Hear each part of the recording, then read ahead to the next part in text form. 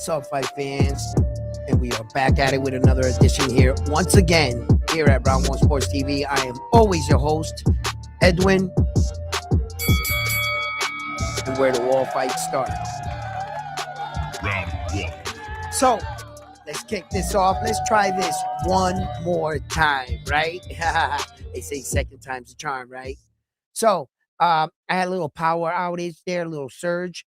So, I guess my internet got knocked off and I had to restart the whole stream. So hopefully you tune back in and we can break down this amazing fight card. How in Riyadh season, Naoya, the monster Inoue, he will be fighting Alan David Picasso. And Junto Nakatoni will be fighting Reyes on that card. And there's another lot of up and coming Japanese fighters that are coming up on this card. So stick around. Don't forget to hit that thumbs up on your ways in. Subscribe to the channel. Become a Round One Sports Talk member. And like always, let's hop right into this episode.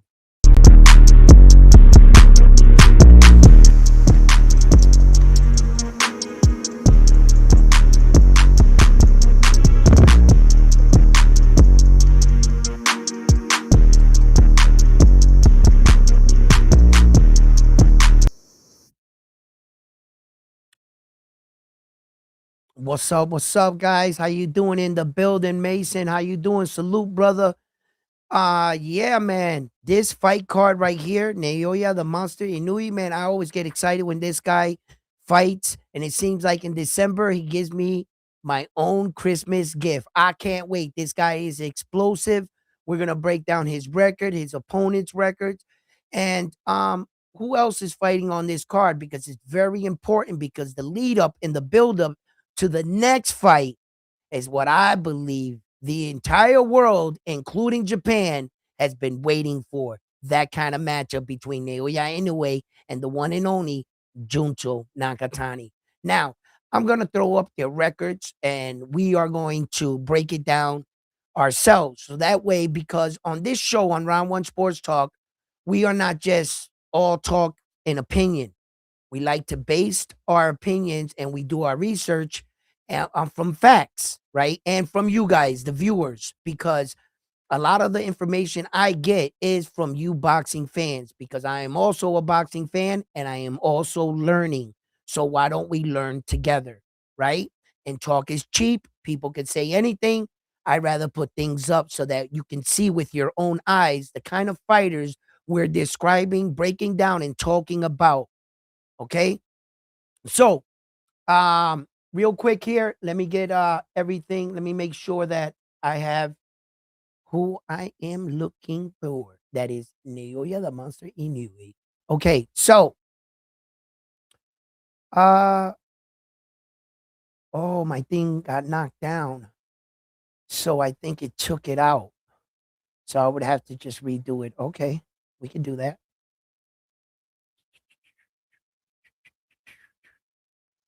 Now, this is Naoya, the monster Inoue, right? And he will be fighting Alan David Picasso. Now, let's break down Naoya Inoue's opponent first. Although Naoya Inoue is the main event here, we're going to give his opponent the respect he deserves. And this is Alan David Picasso. He has a record of 32 fights, 17 knockouts, right? And he is 25 years old. As a Mexican registered fighter in this division, he is ranked number one. He's the number one to the WBC title Naoya the Monster Inoue owns. He has a 53% knockout ratio. Now, Alan David Picasso, it's real quick to do a real deep dive on him if you want to. And you can just go right here where it says Wix, the big W, and you click on that. And it's going to bring on Alan David Picasso's boxing history. Everything he's ever accomplished in boxer, amateur, professional, all awards, trophies, and accolades, they are all listed here, right? He has not achieved much. He's never been a world champion. He doesn't have all these accolades. His thing is just completely what it has here, basically date of birth, hometown, place of birth, orthodox boxer, his height. They fill it in with those stuff because Alan David Picasso is truly getting his moment now. As you look down Alan David Picasso's resume, as we all know, he is undefeated and he has never been stopped. He has a draw or split, no contest, right? But he has never been defeated. He is an unbeaten fighter. And when you fight a fighter that is unbeaten, their confidence is still at an all-time high. He's a very dangerous Mexican fighter. Look, he's 5'8". He has 3 inches on the Naoya, the monster Inoue. He has a 70-inch arm reach. He is a very dangerous gamed opponent, and he made his way up the ladder one by one, the old-fashioned way. So he is a real threat to Naoya Inoue. Look, right now, Alan David Picasso from I would say about here, Anthony, right here, 10-round experience, you see? So he does have experience deep in fights. He has experience. Most of those fights of late have been 10-rounders. You can see right here on the side, right? He's fought decent level opponents. You may not be so familiar with his opponents, but trust me when I tell you, he has fought pretty decent level opponents. Let's further go down his record. Here, look, a 12-round fight right here too. Nice. Okay, so his last fight, as you can see here, he went to a 10-round fight, majority decision. He fought, right? Now, and he has a 12-round fight right here. So he does have the experience to fight deep into fight. He just doesn't have that championship experience. The 11th, 12th round, that's where champions are made in boxing. The 11th, 12th round is where champions are made. Teofimo Lopez became a champion against Vasil Lomachenko in the 11th, 12th round. Am I not right? Right? Lomachenko beat Jermaine Ortiz, not a title fight, but in the 11th, 12th round. Those are championship rounds. Okay? So that's what he lacks for me. But he is very game. This Mexican kid is undefeated. Undefeated. There's another undefeated fighter, Naoya the Monster Inoue, he's going to be fighting. Now, when we break down Naoya the Monster Inoue, his opponent, I should have just went down and went right, hop right on. It would have been easier, right? He is the undisputed champion at 122 pounds. This is Naoya the Monster Inoue. Check it out. Inoue. And did I say Inoue? Inoue. That freaking commentator got me mixed up with his name. I was watching the videos earlier. Anyway, excuse me, Naoya. His record is 31 fights with 27 big ways by knockout. He is undefeated as a fighter. Okay. In his country, he is number 1. Worldwide, he is number 1. There are 1,457 registered fighters in the 122-pound weight division. You see it highlighted there? He is number 1 across the board. He has an 87% knockout ratio. He's 32 years old. He's 5'5", and he has a 67-inch arm reach. David has a 70. David's taller, got the longer arm reach. He brings advantages to the fight. You just can't come in a fight with Naoya Inoue and don't bring nothing to the table. You got to bring something to the table to fight this guy. Why? Well, why don't we do the same thing we did with Alan David Picasso rather than just run down the list of fighters you might not be unfamiliar with? So why don't we just hit that W right there? You know, the Wikipedia one that I told you to hit with Alan David Picasso didn't really have a lot, but let's see what a champion like Naoya the Monster's Wikipedia says. Let's hit that button. Bingo. There's the man. Wow, it has the same thing like Alan David Picasso right up here. But wait a minute. There's a little scrolly thing on the side. Let's see what that says. Oh, it scrolls down. Oh shit. Professional record, amateur record, everything's here. Professional boxing record, championship record, just championships. It says 24 opponents, 21 knockouts by KO. He KO'd 21 of them out of 24. Beaten world champion bouts, excluding champion secondary. I'm sorry, I'm going fast. I read excluding down here. Secondary championships excluded. That means they don't count secondary belts. All major world titles or nothing. So none of this, you don't sit at home and say, well, maybe they're counting all his belts. No, they're not. They're highlighting they don't accept them. Wikipedia does not accept secondary belts. They only count the real deal.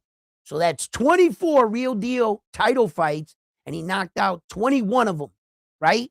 7 opponents. Out of 7 opponents, he knocked out 6 for the world super bantamweight title in the super bantamweight. Below it is the bantamweight, the super flyweight, and then the light flyweight. He fought 7 opponents in that division, knocked out 6. He fought 8, knocked out 7. He fought 2, knocked out 2. 17 out of 13 against former current world champions, excluding secondary belts.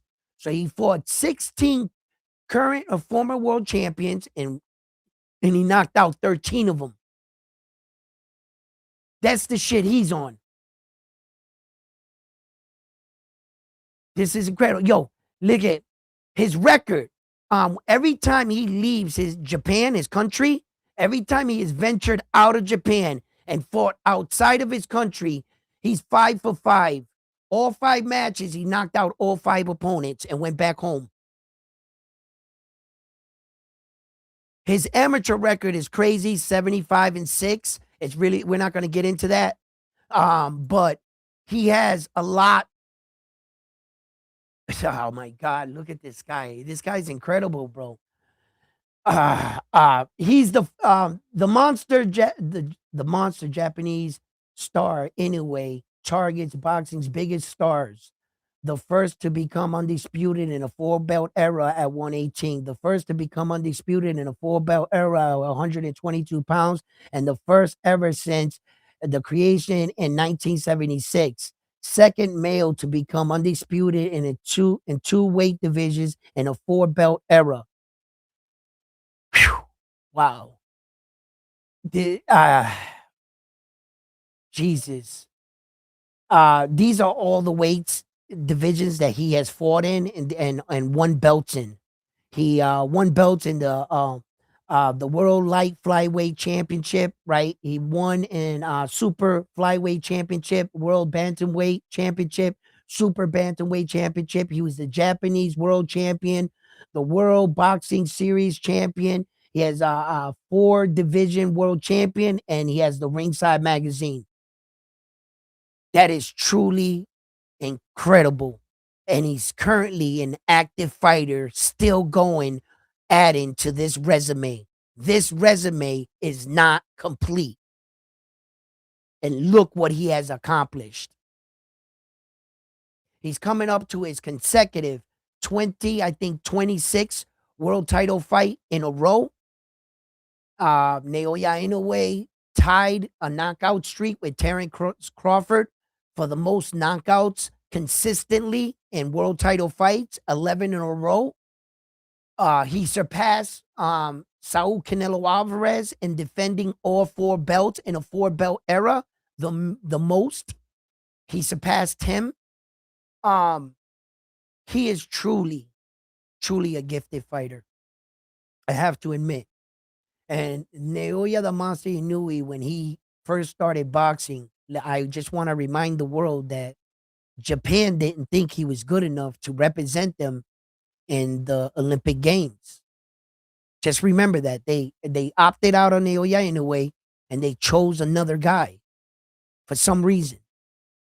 They thought that he wasn't good enough as an amateur to represent Japan. Naoya Inoue started with the same promoter company in Japan, and he had to get it out the mud. I respect that guy so much because he didn't come into the game with a big promotional company. No, he didn't have the backing. He didn't have a famous world champion Japan father. His father was an amateur at best, but a very smart man and a dedicated man. And he's very thankful to have a man like his father, Shingo. All praises and shouts out to Shingo of being that kind of father and making that kind of fighter and getting him to recognize his genius, his real the reason why you are here. And when you could find out, and it's there's nothing better to watch God gifted talent reach its peak. And that's exactly what I think we're watching in Naoya anyway. So thank you, Shingo, for being that kind of father and recognize what your son had and really bringing the best out of him. Really, thank you. And Naoya Inoue, he took that, everything his father taught him, and he just got in the ring as a pro and just kept winning. Then people started noticing. He was, wait a minute, this little Japanese dude can crack, right? And then once I believe he won, he had that legendary fight with Nonito Donaire in the World Series of Boxing. I believe Top Rank and Bob Arum took notice. And and then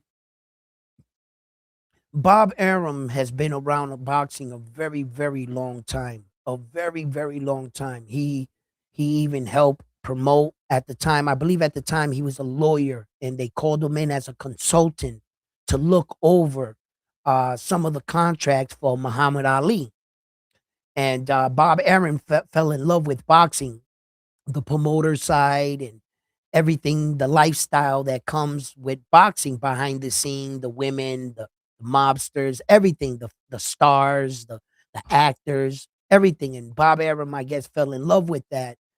And he stood on, going over Ali. And later on in life, I think he actually started to promote Ali, but not very in the very beginning. He was like a consultant.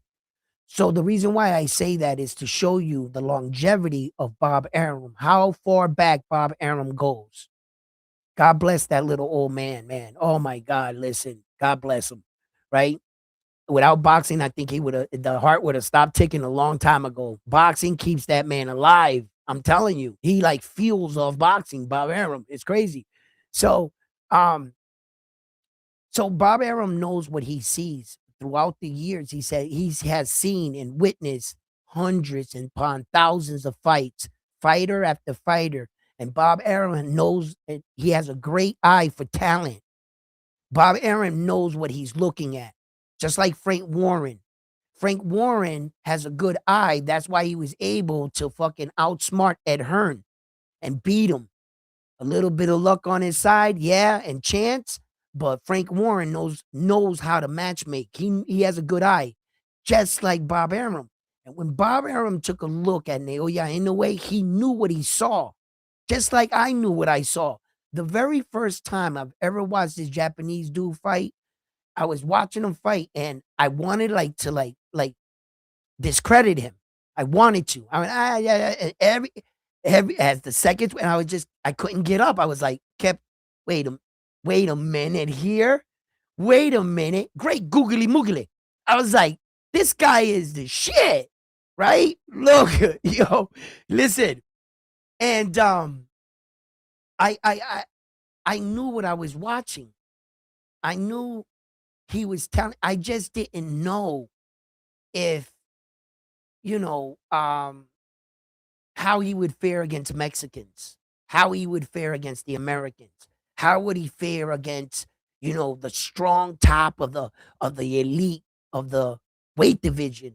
And in those weight divisions, a lot of Filipino fighters, other Japan fighters, and those little and Mexican fighters, and they be battling it out. Oh, Mexico versus Japan rivalry.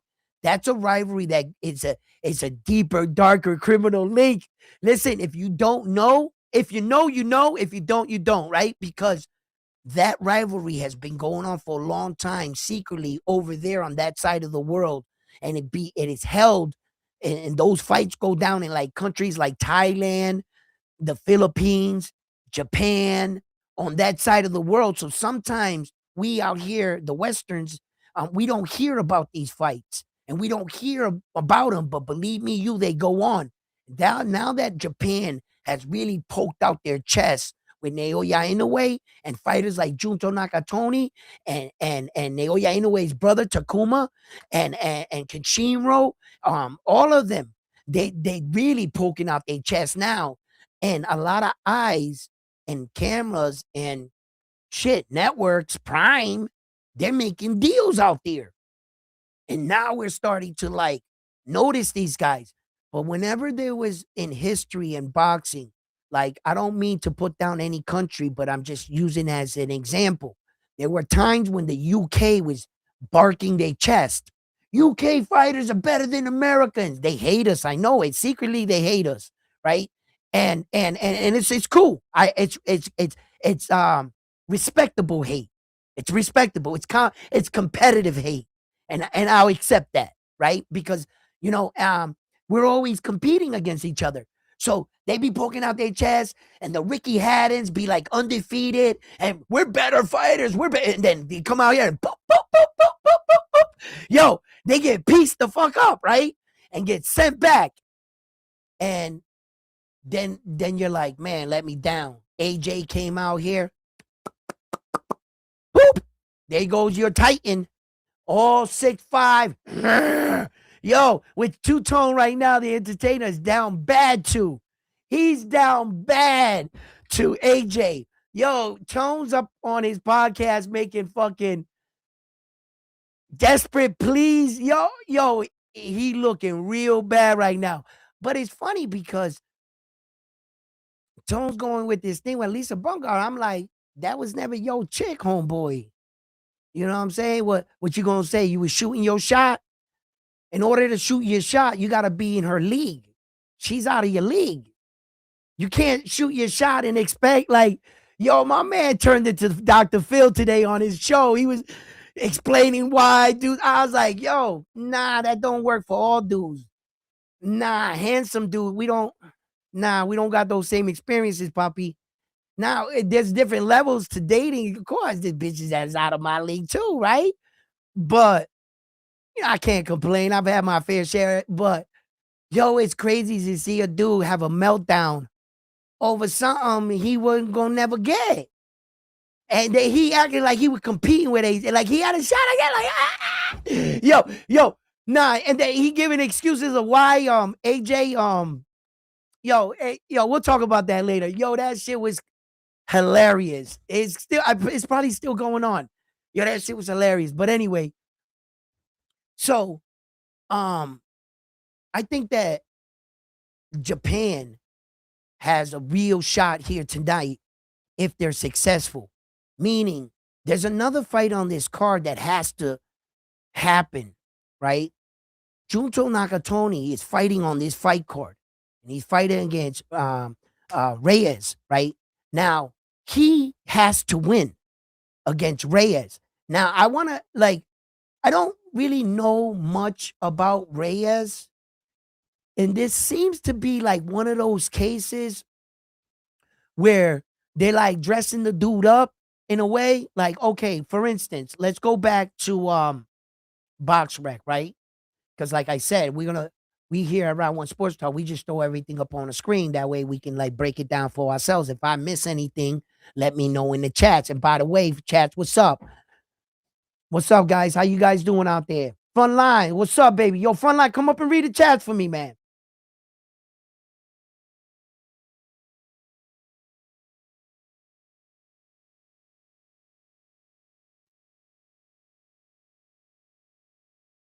What up, guys? Just came to salute. Was his father a robot? A roofer? Was his father a roofer? Who? Naoya Inoue's? Nah, his father wasn't a roofer. His father was I think he did like a laundry mat. He had like a clothing thing and shit, but he was an amateur boxer. And what he did was what he did, he left boxing because he had to like raise his family out there in Japan and shit. So, but he noticed that like I guess Shingo like had a passion for boxing, and he saw it quick that his son was like learning, I guess, real quick. But he babied Naoya Inoue in boxing. Well, not babied. I would not babied actually. That's a bad word. It might make people think otherwise.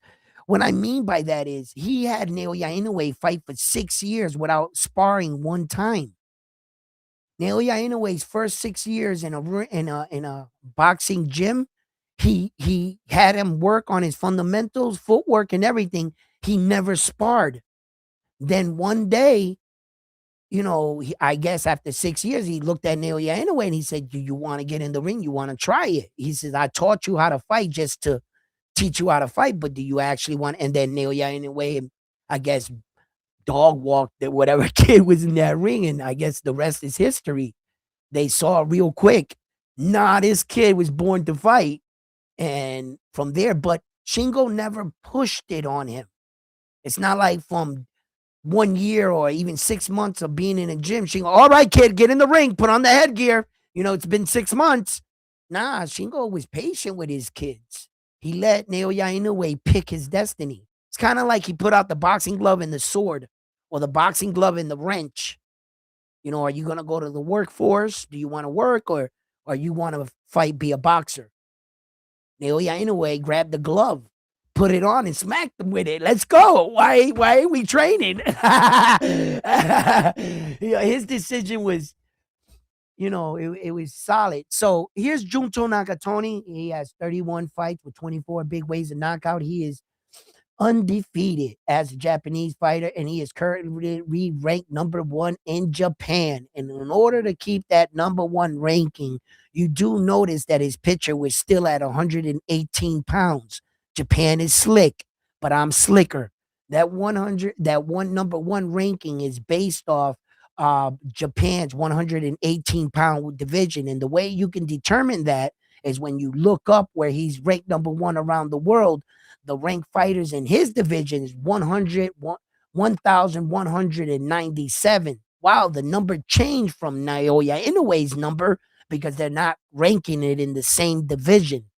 He recently vacated both of his belts in 118, where he was a unified world champion, to move up and fight in Saudi on the 27th for his first fight at 122 against Reyes, to see if he acclimates to the division.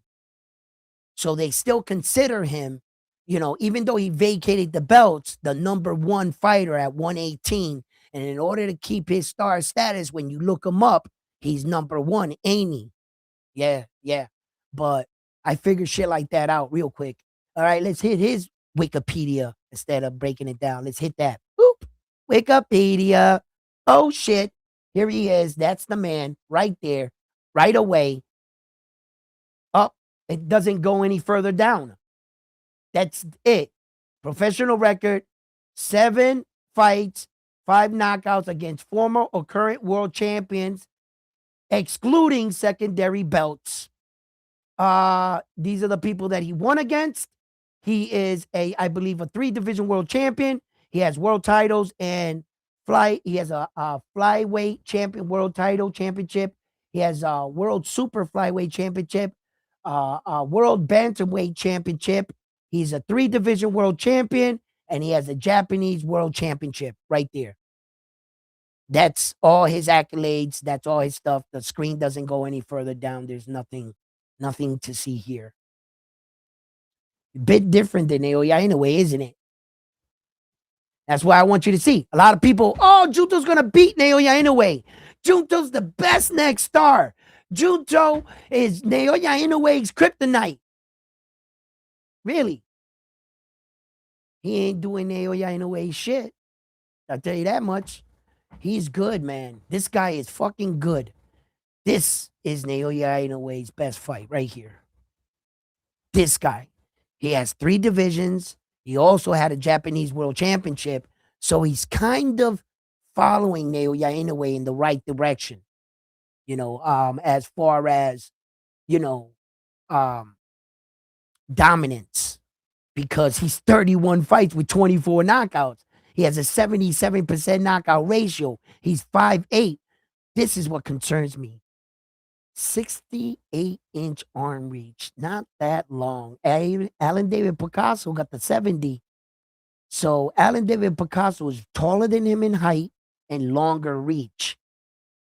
Future mental note for future opponent. You know what I'm saying? He is actually shorter and shorter reach, but he's, I believe, way more dangerous than Alan David Picasso. But he has a fight on his hand. And let's check out the gentleman that he is fighting. There's no need really to break down his record because, as you can see, he's undefeated. There will be no surprises. Nobody beat him. But this guy right here, Reyes, yo, check out his record. He's 20 fights and 18 knockouts. He has no losses, no draws, no contact. Whoa, where did this guy come from? Man, how many, like, he's Mexico. He's ranked number 3 in the world out of 338 registered Mexican fighters. Look how his number changed. He's number 8 out of 1,458. Where are you ranking him from? What division? We'll soon find out now, will we? Okay, he's 5'9". He has a 65-inch arm reach. He's only 25 years old. Looks a little older, doesn't he? But Mexicans, sometimes they look tough, rugged. They are tough. And as you can see, undefeated in this case. That is an undefeated man right there. So let's check out his Wikipedia. Let's see his accomplishments. Up, up. It doesn't go down. He's back to just having your name, date of birth. He's never won a world title. He's never won a secondary belt. He's never won any kind of belt. He has no awards or accolades, but he's 20 fights in 1825. Well, maybe just starting out his career, you know? Let's double check that by checking all his fights on BoxRec. They got him highly listed, almost a 5-star. You see these stars? That's how they rank fighters. You see those stars? Some fighters will have a 1-star, a 2-star, a half a star, you know, and you'll see he doesn't get the 5th star. But I bet you Junto, if we go back, he has 5, and Naoya have 5. So you go down his record. No title fights, no title fights, no title fights, no interim title fights, no secondary belts. Nothing. Absolutely nothing. He has 1, 2, 3, 4 10-round fights. 4 10-round fights, no 12-round experience. While Junto, on the other hand, is coming into this fight 31. Look at the 5 stars. Look at the number change again. Yo, BoxRec, these people are, you know, and these are like the managers and shit. They be doing this shit. Yo, check it out. Check it out. I don't want to be exposing them, you know, but look at Junto's. He's like 10, 8, 10, 10, 10, 12, 12, 12, 10, 12, 12, 12, 12, 12, 12, 12. Brother, you are in trouble. You are in trouble. Mr. Undefeated 20-0. Talk about dressing somebody up. Listen, homeboy, Reyes, yo, what? Let's double check that, yo. Yo, these matchmakers are crazy. 10, 10, 10, 10. You out of gas, boy. You out of gas. Yo, listen. What do you guys think? What do you guys think? You know, he's a 20-0 fighter with 18 knockouts. He has a big, on paper, he sounds like a killer, right? But when you go look him up, hold up, homeboy, you ain't did shit. Like nothing. Like, so that right there, like the experience level, I think is out. I think it's out of it.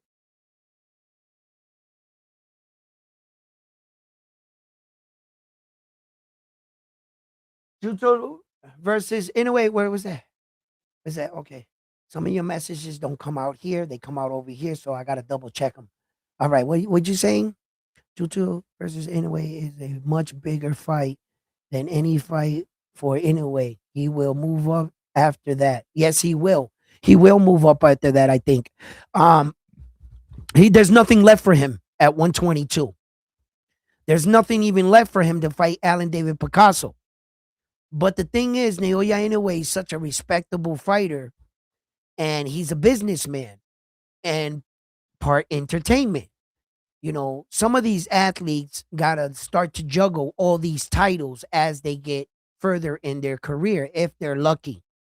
Some fighters never reach this kind of status or star status and get this kind of attention throughout their entire career. But if you're fortunate enough to ever be in the shoes of a Naoya Inoue, you're going out to Riyadh Center, Riyadh season to be an ambassador for them. They're paying you basically $6 million to wear a t-shirt just to advertise the Riyadh as a fighter. That's it. And if you didn't notice, if you by the way, if you haven't or you did take the chance to see the post fights out there in Japan, they had Inoue go out there, Junto, all the stars, everybody was there, everybody that was on the fight card, and they all got to talk. And if you noticed at the end when they were talking to Naoya Inoue, what belt did he have in his hand? The ring belt. The ring belt. And it's a Riyadh season card. And it's out there. So there, what do you see? You see one of the best fighters in the world with what belt? The ring, not the alphabet belts. And he's trying to do away with the alphabet belts and give the world the, look, the best fighters in the world are walking around with what belt? Not the alphabet belts anymore, the ring belt now. And Turkey's really pushing that ring belt. It's what you see and what your body and your mind records in the event. 2 years from now, you're going to go back and you're going to be in an argument. Somebody's been saying the ring belt's the best belt in the world. And you're going to think back to the day you saw your favorite fighter with what belt? It's going to be the ring belt. And your brain starts to connect the dots. What belt did Terrence Crawford publicly come out? What belts did he discredit? You see what I'm saying? And to all the fighting fans that are stuck in limbo with this debate, whether or not the Ringside Magazine is considered a real world title, yes or no. And I'm going to make it real simple for you to understand. And I'm going to use Terrence Crawford to prove my argument. Now, do you know Terrence Crawford for being the 3-time undisputed Ring Magazine belt holder? Is that how you know him? Or do you know Terrence Crawford of being the 3-time undisputed champion in a 4-belt era? What made Terrence Crawford the boxer and the man he is today? Was it because he had the Ringside Magazine belt? Now I say Ringside, I got to stop saying that. The Ring Magazine belt? Or was it because he had all 4 major sanctioning bodies? What made him? So what belt is stronger? Have you ever heard a boxing match being held by the ring belt?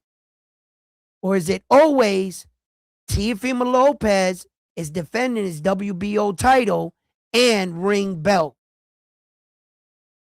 See, in order for the ring belt to survive in boxing, it needs to attach itself to these belts. You have to have one of these belts to get that belt. Remember the time that Tyson Fury was going around just like Tio, claiming just to be the lineal champion? Did anybody pay attention to that? When Tyson Fury was like, you guys know I'm the real champion. I'm the lineal champion. And he had to use that to do what? To fight for a real belt. to be called what? A real champion. If he didn't need the alphabet belt, he could have just went on with his campaign with that ring belt, and shouldn't they have considered him a champion? But no, not until he went back out and got that WBC title, he wasn't a champion. He was the literal trying to fight Deontay Wilder, but until he beat Deontay Wilder, now he was a world champion. So how in the world are you going to tell me that that ring belt is better than these belts if that ring belt didn't give Terrence Crawford that status? Those belts did. Take those belts out of the equation and just run Terrence Crawford's career with the ring belt. He had it the entire time. Let him run it with that, and let's see what kind of champion he ends up. You take away those 4 belt eras, 3 divisions from him, he's just a regular boxer, a regular champion. And he's yelling literal shit. Yeah, I'm the literal champion. Yell that over there. Ain't nobody going to accept you like that. But all of a sudden, at the end of Terrence Crawford's career, guess what, people? Those belts ain't shit. The Ring Magazine belt's the best belt.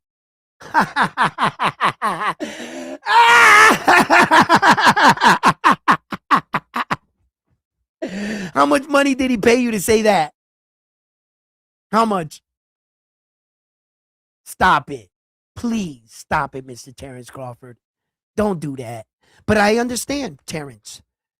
You got to feed your family. I understand there's bills to be paid. And I understand that, but wow, Terrence, you discredit all your work. You were willing to shit on your legacy, your body of work for his belt. Terrence, come on, Terrence. Why'd you do that? But hey, I guess money is a motherfucker. And if I was in his situation, shit, I might have did it worse. I probably would have had a Ringside Magazine belt on while talking, while having 2 women wearing 2 Ringside Magazine belts while my car said ring. I keep saying ringside. Ring on the side of my car. I would have completely sold out. Yo, ring is the shit. It's the best belt in the world. Money will get you to do that, bro. I can't lie. I can't. Have you ever been put in that situation? How much money would have that cost? I imagine what that check looked like. Tell me you would have said that, no. Nah, man, I ain't doing it. Fuck all those 0 0. Is that another 0 behind that 0? And that's another, this check? The zeros just keep. You're damn right the ring is the best. You're damn right it is. You know what I mean? You guys got to be careful. Because dudes they'll just, man, listen, it's a dirty business, man. It's a dirty business, and that's the way it is. That's just the way it is. Somebody had a lot to text here. Let's throw his shit up. What happened here? What am I missing? Why don't you get off my... Oh, no. What's going on here, man?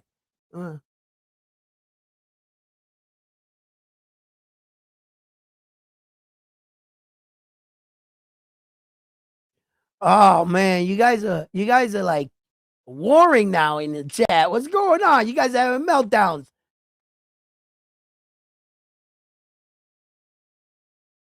Yo, man, I get you about the belts. Did he get stripped from the alphabet belts? Yo, people. I was just talking about this shit last night on my live, right? As far as Naoya the Monster Inoue, he is the only guy right now that has all 4 belts.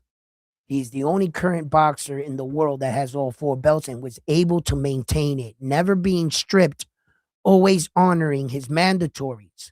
Now, all this shit, strips, vacating shit, people that vacate belts and get stripped, all that shit doesn't seem like much right now. That don't seem like much for Terrence Crawford. He got stripped for his IBF belt, and it was given to Jaron Boots Ennis. He got stripped from his WBC world title. Now, it doesn't seem like much, but when Terrence Crawford retires like he did, and if he stays retired, Once he starts to go to the Hall of Fame and the boxing gods, the big guys up, they start to look over his resume. Now, here's the rules of a champion. When you get one of these belts, you have an obligation of a champion to fulfill your mandatory. What the organization deems the next person up, if you do not fulfill your obligation as a championship, or you're not performing as a champion, you will be stripped. If the organization have offered you fight after fight, you keep saying no, they're going to take their belt. What happens in that situation is when you retire under Terrence Crawford's belt run, the IBF is going to have an asterisk. And it's going to say that Terrence Crawford did not meet his requirements as a champion. He did not fight the mandatory. Therefore, we had to strip him. He wasn't being a champion. That's not a positive. That's a negative on your boxing record. That's an F on your report card. He has 2 Fs on his report card. He's been stripped twice. Just 1 F on your report card will get you kicked out from conversations like the GOAT, the greatest to ever do it. And since he doesn't have the resume to back it, now he has 2 Fs on his report card as well, where there were 2 occasions that you did not meet the requirements of a champion and we had to strip you. That is the worst thing possible on a boxer's resume, to be stripped. They were going to strip Usyk and they allowed him to vacate, because vacating, when they look it up, you just didn't want to be the champion anymore. They didn't have to strip you. So they allow you to go, kill yourself, put your sword. For Usyk's case, he didn't want that embarrassing F on his boxing resume. So somebody whispered in his ear, hey, Usyk, don't make them strip you. Because Usyk was going to do it. He was going to challenge the IBF. Look, I'm locked in on a contract with Tyson Fury. I already have it. He's going to sue me if I don't fight him. The IBF is like, yo, my man, we don't give a fuck. That's your personal business. That's your personal contract against him. When you sign a contract with another guy, you didn't put us in it, IBF. You should have called us and said if it was okay to do. But since you didn't do that, the IBF got a schedule and Dubois was next, Usyk. So we're going to strip you of the belt if you don't fight him. Or you could do the honorable thing and vacate the belt. Terrence made them strip him. Not really thinking about everything, Terrence. You weren't figuring this out, because anywhere in your boxing career, at any conversation, say I'm sitting down with Terrence Crawford in a boxing interview, he wants to get slick, right? And I'm going to say, well, you claim to be the best fighter in the world, but 2 times in your career, you didn't meet the standards or the requirement to defend your belt, and you were stripped, meaning they punked you for your belt. You were stripped not once, but twice. You didn't meet the requirements. Yeah. How much of a champion are you if you're being demoted? And I don't want to hear your situation or your story or your plea. It's kind of like PEEs, right? They're in your system, then I guess you're dirty, according to the rule, right? But if you're below it, then you're not dirty. But as long as you break that threshold, well, you're responsible for what goes in your body. The rules are the rules. You could tell your explanation walking. Terrence Crawford, any fan can come up and say all the 100 reasons of why that took place. You probably would be right. But so what? He still got stripped. I don't care what you say. I don't care what scenario. No, the rules are the rules. You didn't meet your requirements as a champion. Bottom line. That's it. Keep the excuses. Keep all that other shit. Bro, you should have thought your options out. You should have just vacated. You would never get criticism. Your boxing career, no one would ever challenge you. You don't got no F's on your report card. But you want to be hard-headed. And all that shit will bite you later. It doesn't seem like much now. Oh, he got stripped. So what? Yeah, right. Yeah, right. While the real boxing guys are sitting there going like this. Fuck, Terrence, what are you doing? That's not good. That's like Saul Canelo Alvarez being stripped and William Skull giving the belts. And the Mexican like, Canelo Alvarez, 2-time, 106. I'm like, bro, I wouldn't be yelling that if I were you guys. That's not a fucking accomplishment. That's an embarrassment. Saul, you didn't meet the standards of being a champion, how regarded, viewed you are? You had to go back and get your belt back? That's not a plus. You should have never been stripped in the first place. The reason why they stripped you is for money, Canelo. Because you wanted to take another lucrative fight. So you got stripped, so you definitely 100% didn't meet the standards of a champion. 100% Canelo. You had to go back and that is not good. That is not good. I don't know how these people think that this shit is good. That's not cool.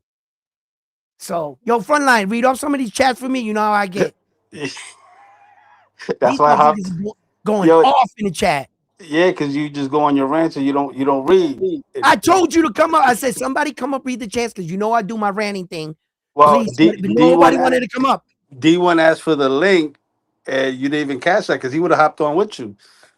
But I text you. I said, "Yo, D1 wants the link. You want me to drop it in the chat?" But you didn't respond. So I said, "Let me hop on and get his attention." You need to call me on the bad phone and get my attention because I be yapping. You know what I'm saying? Yo, listen. All right.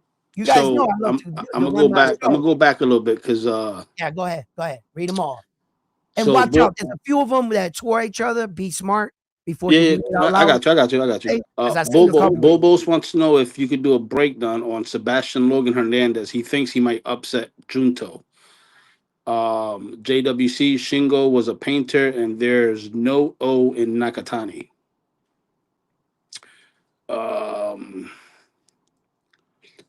And then I said, that if you do a live while Inoue's fighting Picasso and Picasso ends up winning, you will end the live ASAP.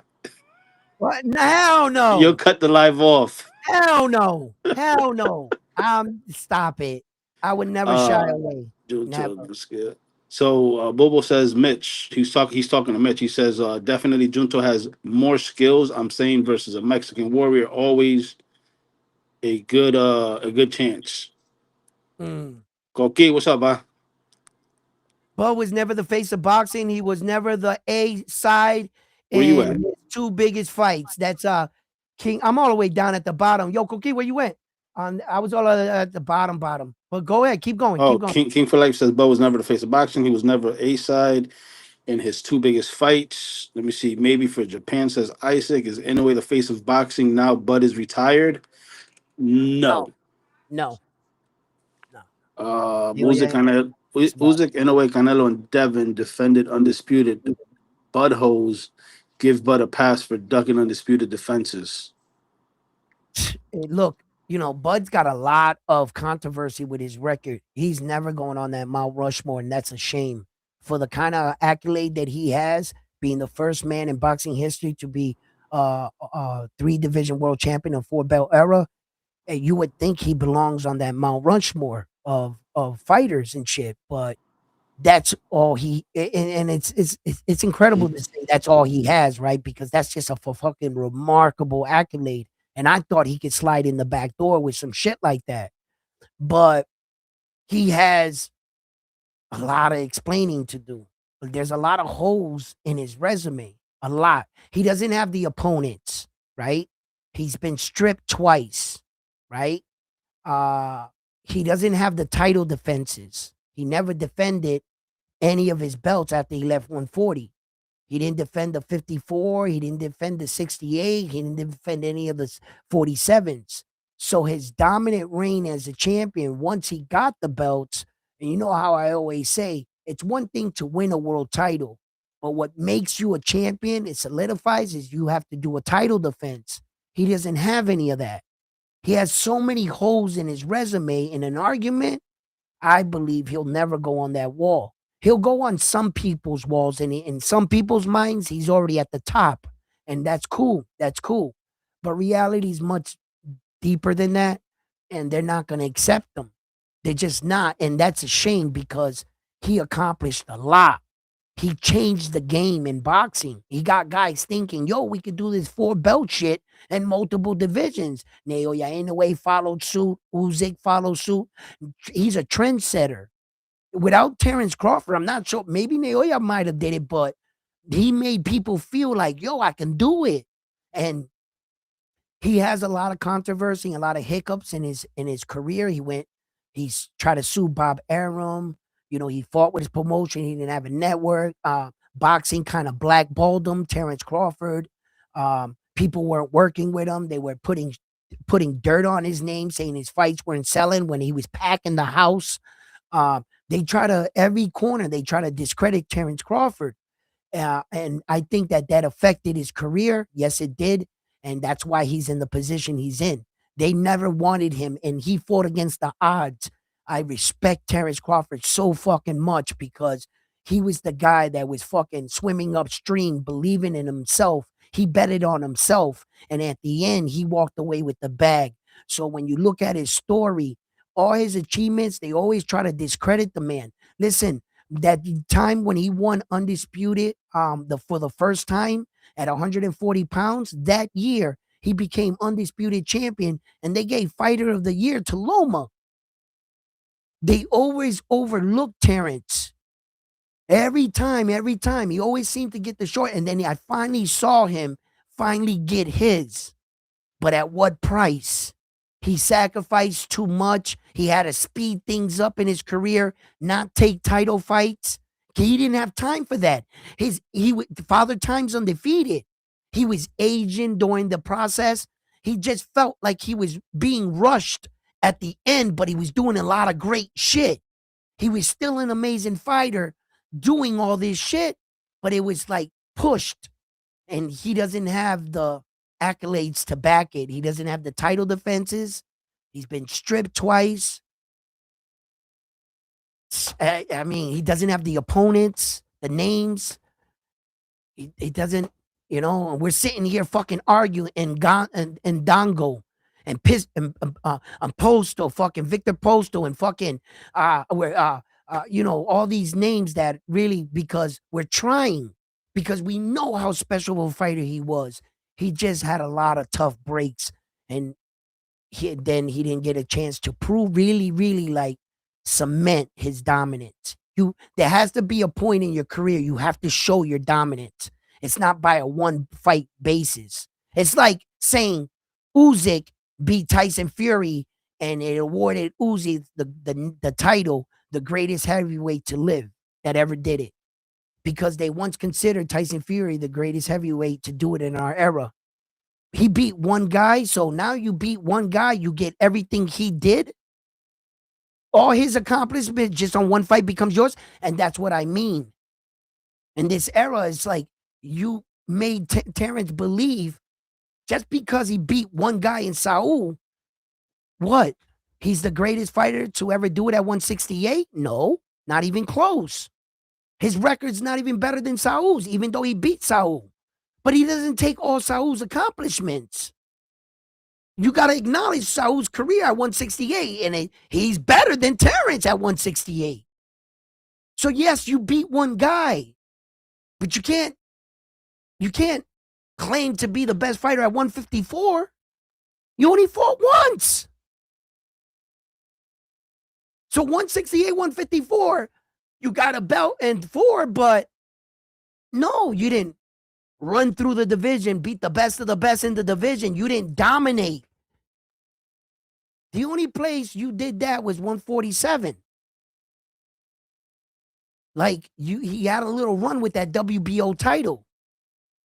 but he didn't defend any of the belts at 140. So it's like, man, Terrence, bro, I get it. I get some of the situations, but just because I know these things and I feel for you. But you can't knock the dude for his accomplishments, No, though. I can't. Granted, I'm telling you that right now. I can't knock him for. I thought he was gonna get in the back door with that fucking big ass accomplishment, but security came out. The alarm started going off. He was like, "Brother, you can't come in the building. You can't enter the building, with being stripped twice, not defending, not having the opponents. It's just you got a big award, a big accolade, a big achievement. You're the first to do that. You can go chill in your own room over there. It's pretty. It's a nice room, bro. Terrence, you deserve it. And there's no one in that room with you, brother. You know what I mean? That's some real boxing shit. And what he did for boxing, and the way he did it. How many hey, men jumped up two are we acres gonna like get a all on one legendary day? crash out if Bro, Inoue loses?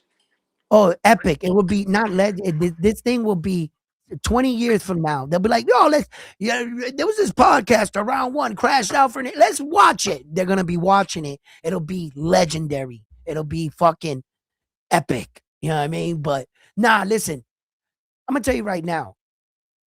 Any man that gets into these rings and at this level in the game, the Allen David Picasso didn't roll out of bed and become the number one for the WBC. He had to be proven. Am I right? Am I okay for saying that?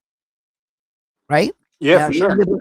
David Picasso had to earn his right to be there. So this is no cab driver. This is no tomato can. We're talking about the number one undefeated fighter.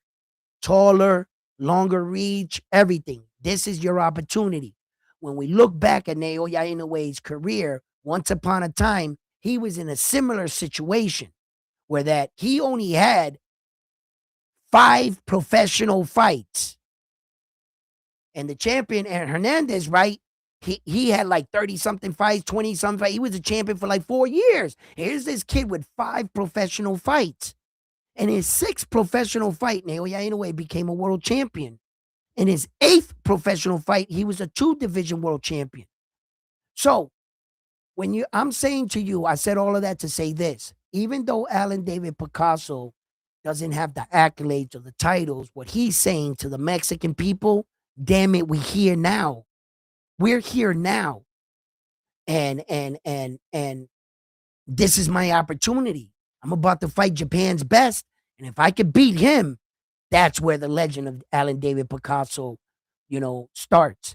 But Allen David Picasso, unlike a lot of fighters, that motherfucker's a genius in real life. He's a book smart kid. He's trying to get like a Nobel Prize for like fusion physics or some shit like that. He's a little nerd there, that kid. He's a real smart kid from what I hear. So even if boxing doesn't work out, my man's gonna, but that's amazing. Walk up on that nerd, see what happens to you. He'll beat the brakes off you. Yeah. So never Hey, read a book by the JWC says those 126 pounders are sitting there like a bunch of rabid dogs waiting for the monster. They would not unify at 26, waiting for the big bag. What a Yep. group of losers they are. Listen, not one of them want to fight each other because everybody's waiting for that lottery fight. They see it. They see the lottery coming up and they want to play. They want to play. Okay? There is no fighter close to them. Okay? There is no fighter from the 126. Who they going to fight? Gervonta Tank Davis? Name me another fighter that's raking in the millions. Anywhere north or south. The other way around is who? Naoya Inoue. So you either go up to Gervonta Tank Davis and hope he fights you, or you wait for Naoya Inoue, and all you need to have is something he wants, a world title, and you just might get that fight. Your number just might be picked. All 126-pound champions at 126 are all pulling out their belt like this, and they're all publicly saying, Naoya, I'll fight you. You seen how much money Stephen Kubo Fulton got paid for putting those 2 belts on the line? $3 million. And what did Naoya Inoue do in that situation with Stephen Kubo Fulton when he wanted more money? Naoya Inoue said, this is not about money. take money out of my purse and give it to him. Give it to him. Give it to the American so that they can take the money because I don't want the money right now. I want those belts. I want the legacy, the glory. I want to be known as the best. Same shit Michael Jordan did. Give everybody else money, but get me a team. Same thing Tom Brady did. I'm not the highest paid quarterback, but I'm the winner, baby. I'm a motherfucking winner. So I'm going to bet on that. Naoya Inoue, more than once in his career, has offered his opponent some of his own money to fight him when they try to price themselves out. Okay? That's what kind of champion we're dealing with. Naoya Inoue is driven. He's different. In and out of the ring. You see him in Japan fucking doing all kinds of crazy shit, acting belligerent, drunk on drugs, beating people. No, you don't see none of that shit. Just pure dedication and focus to the game. He's fighting 4 times a year. And even though he won all the belts, you notice his activity has not slowed down. You know, when champions get one belt, they fight once a year or something, they get complacent. They don't want every time you go out and you fight, you're putting everything on the line. Naoya Inoue did not slow down. Fight by fight, he proved to the world, I'm telling you, I'm the greatest fighter to do it in this era, and I'm gonna prove it. It doesn't matter that I got all 4 belts. I'm saying I'm better than all of you. Anyone can get it. None of you guys can beat me. None of you are a threat. If you think you're a threat, let's go. And anybody that's number 1 on mandatory, step up. That's the shit he's on. He's never ducked any smoke, and he's beat everybody they put in front of him. Naoya Inoue is the true definition, what I view as a fighter. He's actually a bit higher in my mind. Like, I didn't think there was going to be a person like this to ever do it. He actually over exceeded my expectations of what I saw a human fighter being capable of doing. And he also taught me a lot about different positioning in boxing, Naoya, when I study him. He does shit that I'm like, damn, man, it looks so simple. Why didn't I think of that? Like, sometimes you're trained that if the guy throws the punch, you know, to block it and stuff, yo, he stays there with like this stoic face and his understanding of how far he is. The punches come within inches of his face, never touching his face, and then he counters. Boom. Yo, he is no joke. Like, and I respect him. I respect his fighting style. I respect what he brings to the table. I respect what he's doing. And I see that everybody, North or South, are quickly wanting to fight Naoya Inoue. You can see what Junto just did, right? That motherfucker vacated 2 belts and ran up to 122 to try to acclimate himself to get the biggest fight in Japan with Naoya Inoue. And he got it. If Naoya Inoue is successful and he beats Alan David Picasso and Junto takes care of business against Hernandez there, then they're both going to meet up in an epic showdown. That is already official. They've already talked to Junto today on the press conference about it. They asked Junto how he felt about it. Um, they asked him, "Do you feel like you got to perform in Riyadh real good to sell this next fight versus you and Naoya, the Monster Inoue?" And he was like, "No, I don't feel any pressure tonight. I'm just gonna go out there, perform." He says, "And I'm looking forward to the big fight in Japan." You know, Naoya Inoue, he came out, he talked his talk. All the fighters talk their talk. And that's the fight we want to see. Look at Japan fucking kicking ass, proving to the boxing world that their big fights, their Japan fighters, if they want to put their Japan fighters up to fight, bingo, they make the fight happen. In US, Tank Davis won't fight anybody. I don't know what the hell's going on. What's up, my man? How you doing? State your name. Hey, my man, my name is Big Shante, and actually, I just watched your live, and we're talking about big fight that's coming Saturday, I mean Sunday, and yeah, I totally agree with you, man. He's actually looking, you know, looking for for glory, not for the money.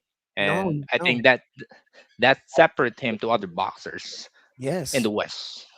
yes, it does.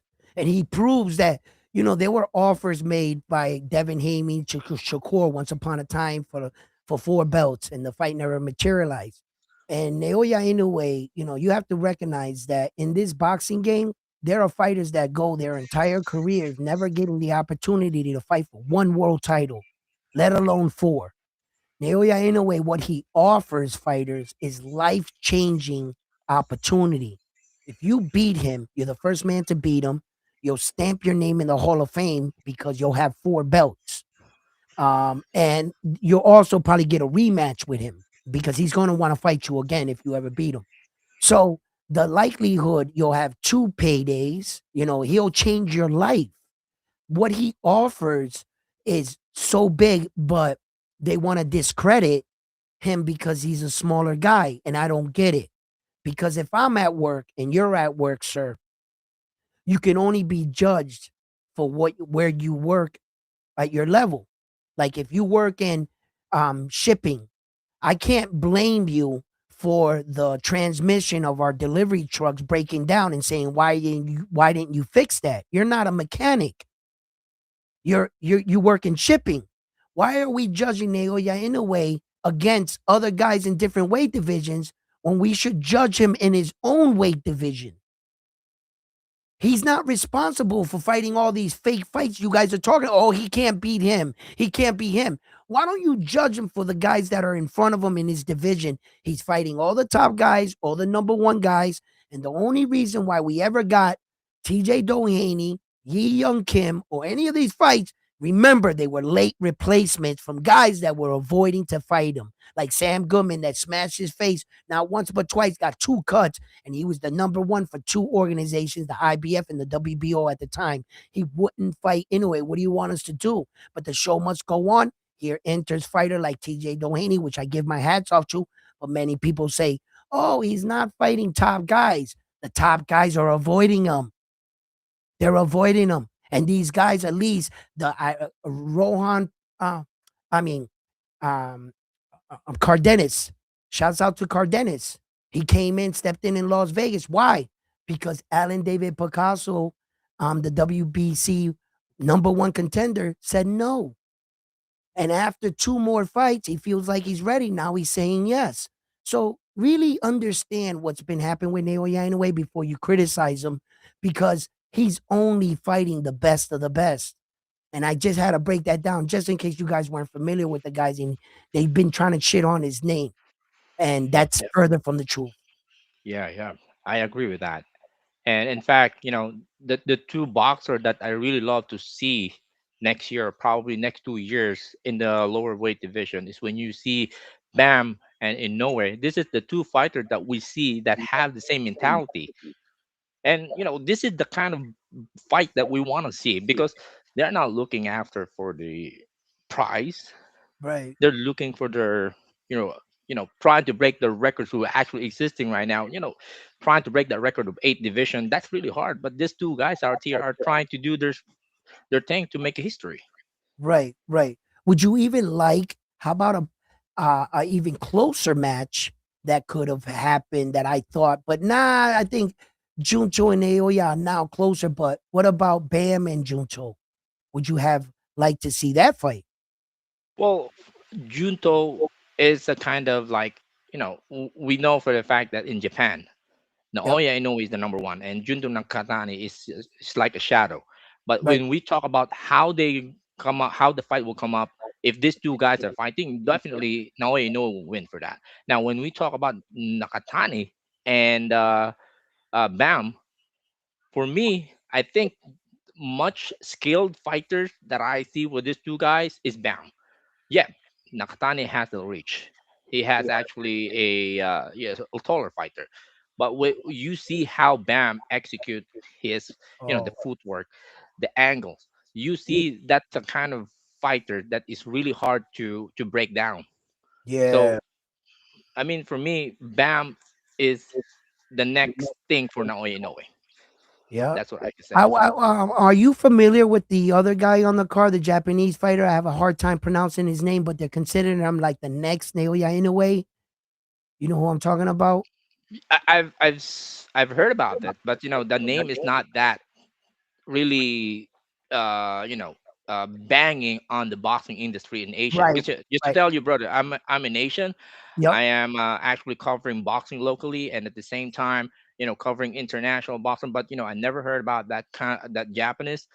But probably in the future, when Naoya is going to, you know, retire someday, and definitely this guy will gonna show up because at this time, most of the boxing fight fan are looking at these two Japanese fighter. Yeah. Yeah. Well, this kid is fighting on the card. I think Yeah. he's the third kid. It goes. He's fighting. Let me get it for you. Hold on a second. Damn it, I erased it. Sorry, I took it down. I'm sorry, early I clicked it, but I was having a hard time pronouncing his name. But I think he's the third fight on the card. The top Mhm. three, top four fights right now, and there's been two fights that got canceled off the card. The Naoya Inoue Riyadh fight, two fights that have been canceled. So now the top four is all Japan versus Mexico. Oh yeah, that's a So that's a great matchup, man. yeah, so it's gonna be all the main card. The top four fights is all Japan versus Mexico. So Mexico versus Japan, they're up right Hmm. now, and it's gonna be a great card, and it's gonna be a fight that I want to see. Fight a card I want to see. Why? Because it has two fighters that later are gonna fight Junto and Naoya Inoue.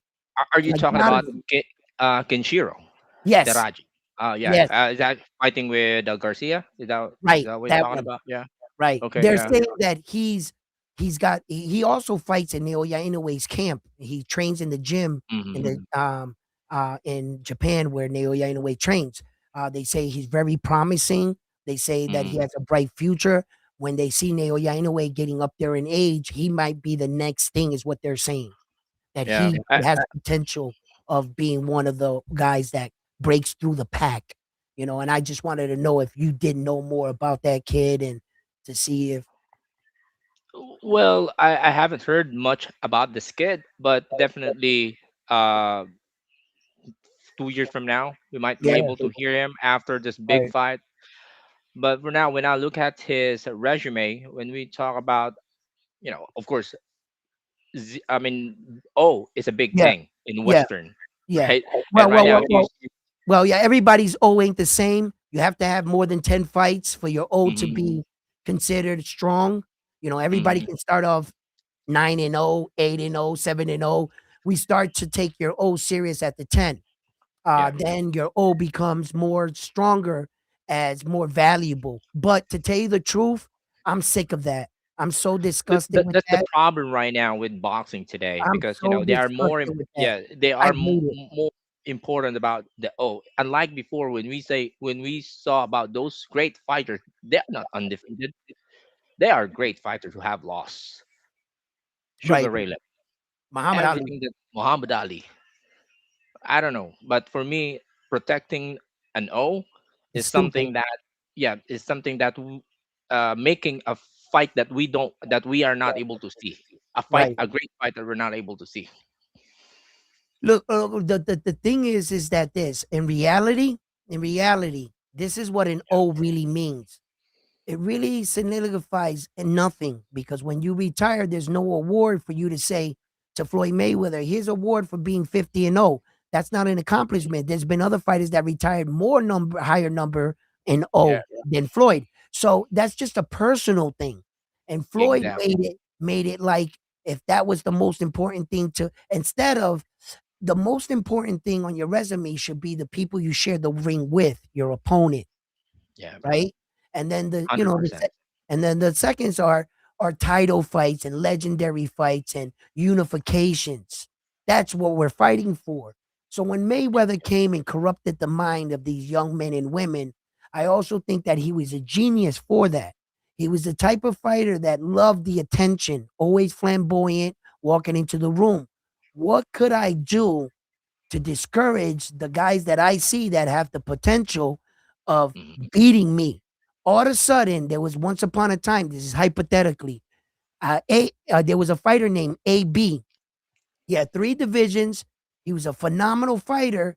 And all of a sudden, Mayweather went, put his arm around him, started hanging around him. Here, drink this, smoke this, go with her.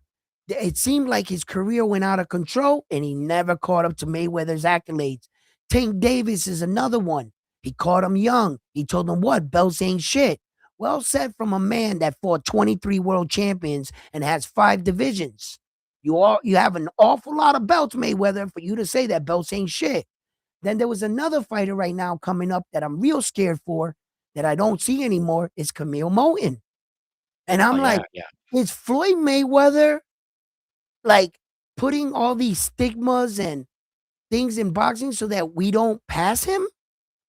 So that these guys don't look at raising the bar. Like when I look at Naoya the Monster Inoue, right? This is the only thing that goes through my mind. There's a Japanese kid right now looking up right now from home, wanting to be a fighter. And inside, he's looking at Naoya Inoue and he's saying, that's the bar. That's what I got to pass. If I want Yeah. to be the best, it's not about the most shit talking. It's hard work, dedication. And if I ever want to go down as the greatest Japanese fighter, that's what I got to be. You see, he's raising the bar. In order to catch him, you must be better or complete greatness in order to get to there. And that, my friend, is everything for me. So, like, I want to teach my guys now, we need to dust ourselves off. We got to start over. We got to put more integrity, have more respect for our fighters. Don't teach our fighters to get gold chains and disrespect your mother and kids to get attention. That's not why I know Naoya Inoue. I know Naoya Inoue because of these. Because he goes in there and he knocks people out and he take care of business. And he wins and he's a winner in and out of the ring. And when I look him up, he's dedicated, focused, fighting 4 times a year. Now that's a fighter to That's me. crazy. That's crazy. I mean, four fights in a year. Who's the guy in the Western that actually did that? No, no, we don't. We're unfortunately, we're spoiled. We're spoiled rotten. We Oh well, feel sorry, entitled. but I We guess feel Bam. entitled. Yeah, but I guess Bam, I would not going to include that because we see Bam fighting. No, I no, no. think Every now and then, you got your little bright ones that pop up, and you're like, "Here, that's a good yeah, apple right there." We have a few. We have a few. Abdullah Mason is one. yeah, Abdullah Mason is a good apple. I like the way he carries himself. You know what I mean? I see yeah. Richard Hitchison sliding off the cliff, more gold chains every day. You see it gradually happening, and the shit talking is getting higher. And I'm just like, no, please don't do this. And it just happens. They even got my guy, Subriel Matias. He all of a sudden he popped up and he got a big ass thing. And I'm like, oh, Subriel, come on, dog. But hey, it has to be what it did because that's the Western way. They make us feel that if we don't act like this, we ain't gonna get paid, and it's a damn shame. And it's like the one guy's acting a fool, Tank David flipping his car, running out, grabbing women and the things, and he's getting millions of views. And here goes Abdullah Mason or these guys doing it the humble, noble way, 1,000 clicks, 1,000 views. The pressure, it makes it feel like we gotta up the ante. And sometimes some of our fighters fall for it. Teofimo Lopez. And you go Right. out and you say some dumb shit. And I like Tio, but he felt the pressure of the world and he felt like he had to over freak, and he sure did, and got a lot of hate for it. And yeah, man, I just want to send a different message to our kids. It's never too late to change. We can have honor. We can bring boxing back to honor. We can shit talk. Shit talking 101. I'm going to fuck you up. I'm going to break your jaw. You're going down. I'm cool with that. That shit talking boxing 101. Let's keep it right there. Once you start bringing up your baby's mom, your kids, your wife, that's real distasteful for me. So I just want to get our guys back on that because when you guys look at us, I want you guys to take us serious. and be like, yo, that's an honorable fighter. He's a warrior. I don't want you to look at us like the Tank Davis or the ABs of the world, and or even Jake Paul for that matter, and think that we're a circus act and that we're like, I consider Jake Paul a fight, yeah, but I want the rest of the world out there to look at us like the real deal. Like when we look, you know what I'm saying? Like, but I don't know if it ever happened, but I'm hopeful. Oh, Mr. Miyagi, how you doing with the super chat? He hit the 20 piece right here. Salute, Mr. Miyagi. How you doing, man? And the thing that I really give Naoya praises is that he treats boxing as the sport it should be. I get the belts, and them bringing the what? Contenders. Contenders like you should, and it creates a supreme Yeah. championship. Listen, Mr. Champion. Miyagi, I can't agree. I can't agree more. Thank you for the super chat. Me and I should have took my glasses off to try to read it. My eyes are bad enough as it is. I even cripple myself. Wow. But anyway, with the front line, thank you for that. Yeah, man. Look, I think that Naoya Inoue is really a special fighter, and he's doing a lot for boxing, just not just boxing. He's setting a trend. He's making Japan fighters believe in themselves. He's doing so much more small things that it could be overlooked or overshadowed because everybody's wanting him too busy to fight Tank Davis or something. And they quickly overlook him. They're already asking him to move up to 126 pounds, right, in that weight division. And they're like, why hasn't he moved up? But if you're not familiar with him, this is his fifth weight division. He might be maxed out. How much more of a human do you think when you ask Javante to jump up? He's only jumping up one weight division or two in his career to go to 140, right? But Naoya Inoue is already in his fifth. He has titles in four, but this is his fifth weight division.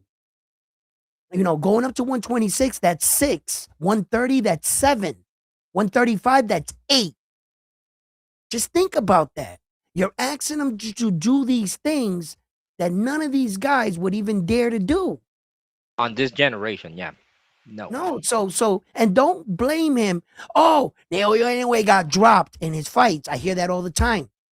I'm like, you do realize he is in a fight, right? For one. And even the greatest, Floyd, glove touched the ground. We know Terrence went down, they didn't count it. You're in a fight, but how do you respond? And to all the people that when Floyd got rocked in a fight or whatever, how did he respond? He won. He came back. Naoya Inoue dominated the fight from the minute he got up off the ground those two times with Luis Pantera Nari and Roman Cardenas. Roman Cardenas didn't win 10 more seconds in the entire fight. Yo, that is elite shit. He understood where he was in his position. He understood what he did wrong. Luis Cardenas did not even land that left hook the rest of the night. He took it away from him. That adjustment is huge. It's just huge. And I try to tell guys, do you guys think that every fighter can make adjustments in a ring? Not all fighters can think like that. It takes like a good fighter. It'll take them 6 to 8 rounds to figure you out. A great fighter, 4 to 5 rounds to figure you out. An elite fighter, he'll figure you out in the moment. Most of the time. You do something wrong right then and there, bow, good night. Most of the time, most of the boxer that we see right now make an adjustment after 6th round. Right. You understand, my man? So like I'm saying, like, some people can overlook some of the shit he's doing and not recognize it because and I always said this, his only downfall to me is that he did it a bit too good. That's his only downfall to me because had Naoya Inoue, did it a little bit like, make it seem like you got a chance to beat him. This mofo, he was wiping everybody so out that they had started calling his competitions tomato cans. In order to justify what he did, he had to be fighting weak competition because you can't understand it. You understand? So in order to discredit him, you had to say, well, he fought a bunch of cab drivers. And that can't be further from the truth. I pulled up his Wikipedia. Did you see me when I did that? Did I pulled up Naoya Inoue? I'll do it again in his Wikipedia. My man, it's fucking incredible. Look at this guy.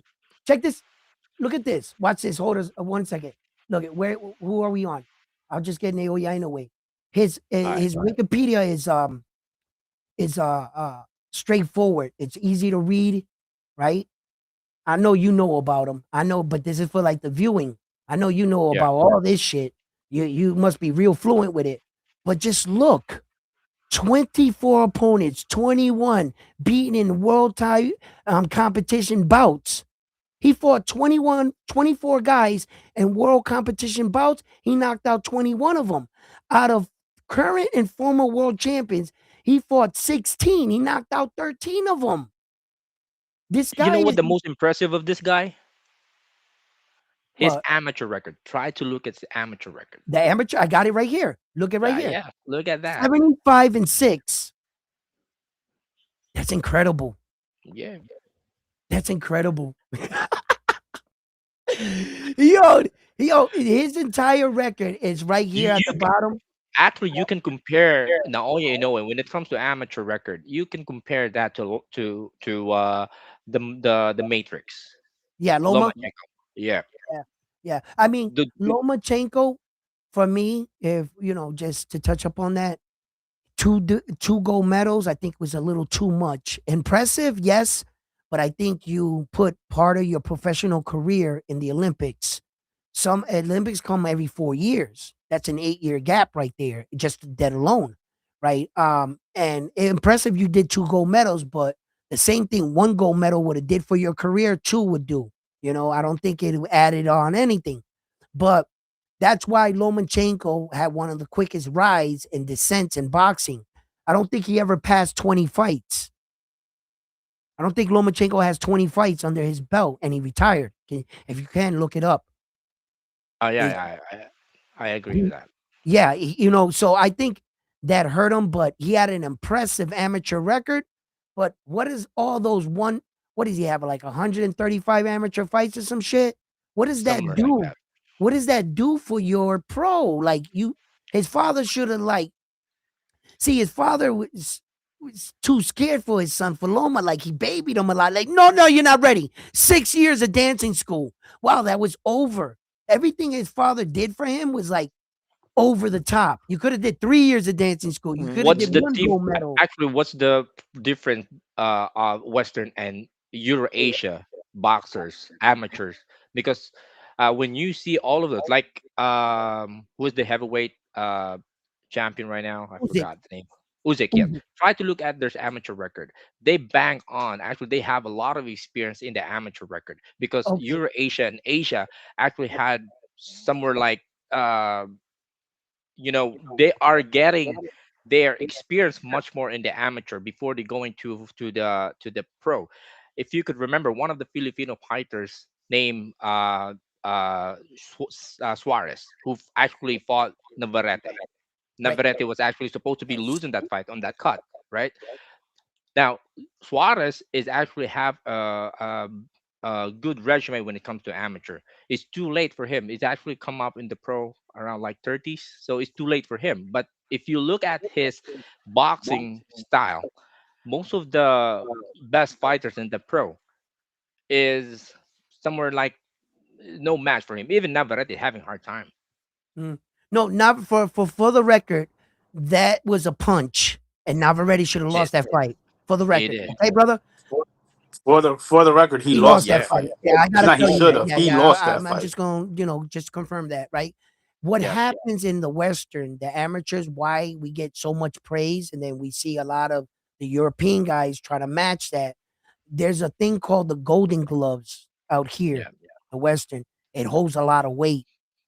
If you could be, I don't know why, for years and years, if you become a Golden Glove champion, it's kind of Mhm. like the respect of like a minor title or something. And we seek that out. The Golden Gloves, you're the best in your region, states, your surrounding. Then there's tournaments going inward, and we get like the big Golden Glove one with the thing, Yeah. and that's the big one. So those kind of respect and that kind of, amateur background, we don't, for some reason, the Americans, they honor that. And that's the one Yeah. thing that we do have, that we are like, I can commend us for that. We respect our amateurs. Sorry to cut And you off, brother. yep. I have to go back, and I really love this kind of stuff, doing this Yes. kind of podcast. I do podcasts here also in Asia, and Okay. maybe someday we could have a Yes. collaboration, Western and Eastern. It might be good. Some Yes. debate. Maybe this is Why a good not? thing, Why not? right? Look, send me, look me up on Instagram or whatever, send me your information, whatever, or Yep. even here or however. I'm not really like, um, savvy on the thing. I've been accused of not answering messages multiple times, and Yeah. I'm too stubborn to admit I can't find them. I don't know where they are. Well, Hey, I'm gonna send you a lot of messages in order to please know this. reach out to me. All All right, right. sure, not a problem with that. Man, Uh, I and really what's your appreciate name your time, again? bro. What's your name Bijou again? Shante. That's my channel, Bijou Shante. Okay, put Bijou. your. You can. Thank you. I got you in I'll the chat I'll send now. a comment. Yes, yes. And then thank you for coming on and talking with us, and I look forward to having you on the show again, so that you can bring other fighters from over there and bring your knowledge from that side of the world. Sure, Always not a love to problem with have that. you on. It's been my pleasure, brother. Salute. All right, thank you, brother. Thank Yep. you. All right. Hey, and if you want, hey, give out He your did. channel name so people can He follow did. He you put Yep, it too. in yep. the chat. He's gonna put it in the chat, and he's Oh, gonna okay, write okay, a okay. message My right bad. now. My All right, All right. bad. brother. Thank you. Peace.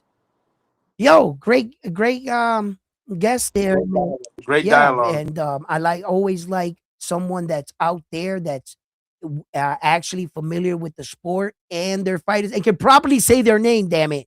And I could stop killing and butchering these fighters' names. Please help me out with that, my brother, and properly say these fighters' name, because I'm me with names. I'll kill everything. You know what I'm saying? I'll mess it all up. But Hey, I'm gonna catch up with the yes, chat real quick. Cesar said Bud's paper thin resume makes him appreciate Haney more. He went GB top rank, matchroom, etc. Looking for the smoke, no excuses. Mitch says 126 is embarrassing. Biz says, but bruh, the only way for Picasso to win is to make a distant and sit on his jab. So the challenge for Inoue is how he closed that gap. Saludo a Amen. Richard. Biz says, yeah, that's the difference. King KO for life says, Inoue a true champ. Unlike Bud, he defends stop belts. right there for a minute. Uh, Stop right there for 1 second. but I gotta answer Biz's comment. If you think for 1 second that somebody can nullify Naoya Inoue with a jab and keep their distance, good luck with that theory. There have been many men with phenomenal jabs, Stephen Kubo Fulton, Donaire. There's even been taller fighters like Jamie McDonald that had really decent jabs. Des Marines, Rodriguez. I could be here all day. He goes past through those jabs. Jason Maloney tried to box Naoya Inoue in New York, and he tried to use the jab and his footwork. And Maloney is a decent boxer in his own right. That jab that you're talking about, Alan David Picasso got, he's not fast. He's nowhere near as fast as Naoya Inoue. So that jab, he's gonna see it. Naoya Inoue is going to work around that. He didn't become a two-division champion because a jab can nullify him. Continue reading the text. Biz says that's why he's really excited to see Bam and Inoue because they have the same mentality. Bull Rider says the only house he packed is his home with all 15 kids. Facts. Mountain Man says Brio Teraji is older than Inoue. I think Edwin is talking about Reito Tsutsumi. Okay. Talk about the Japanese fighter that you can't Yeah, pronounce his yeah, yeah, name. yeah. Yeah, that's right. I don't know if it's Susumi or It might who be. it is, but anyway. Bull Rider says true or false. Inoue paid Picasso step aside money. Mr. Oh, Miyagi stop, answered stop, it for him. He stop, said stop. Bull Rider. Mr. Miyagi answered it for Okay. you. He said Bull Rider false. Picasso's dad pulled him from Thank the fight. You're thinking of Yes, MJ when Inoue fought in yes. Vegas Thank you, Bull Rider. fight against Thank you, Bull Cardenas. Rider. Mountain Man says best Japanese prospect right now I think is Yuta Sakai. Ooh, okay. You read Mr. Miyagi super chat. Yep, there's a lot, Mountain Man. H3 says Dana's going to fix that.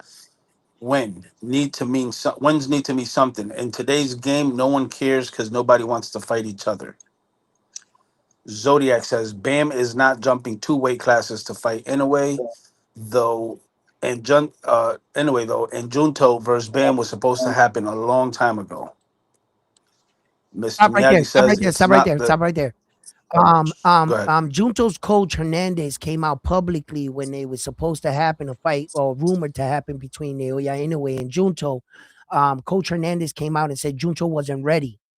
He wasn't ready. He was at a point in his career where he was molding his fighter. So the statement that you made that that fight was supposed to happen or should have happened a long time ago is pretty false. When the coach himself um, popped your balloon, we ask for honesty, transparency in the sport of boxing, rather than coming out and saying things and saying, "Yeah, I want the fight." Just speak the truth. So you can't consider him a duck if you're being honest. A duck is when you're avoiding and we can see through it. Honesty is what we ask for. Continue. Mr. Miyagi says it's not just the amateur record; it's the amount of stoppages he got in the amateurs. I think he was talking about Jun- Naoya uh anyways? anyways, Yeah, that's yeah. impressive. King King KO says Loma was 396 Jesus. wins, one loss as an amateur. He is regarded as the best amateur Jesus. ever. And 2 gold medals. You forgot the 2 medals, but yeah, And wow, that is impressive.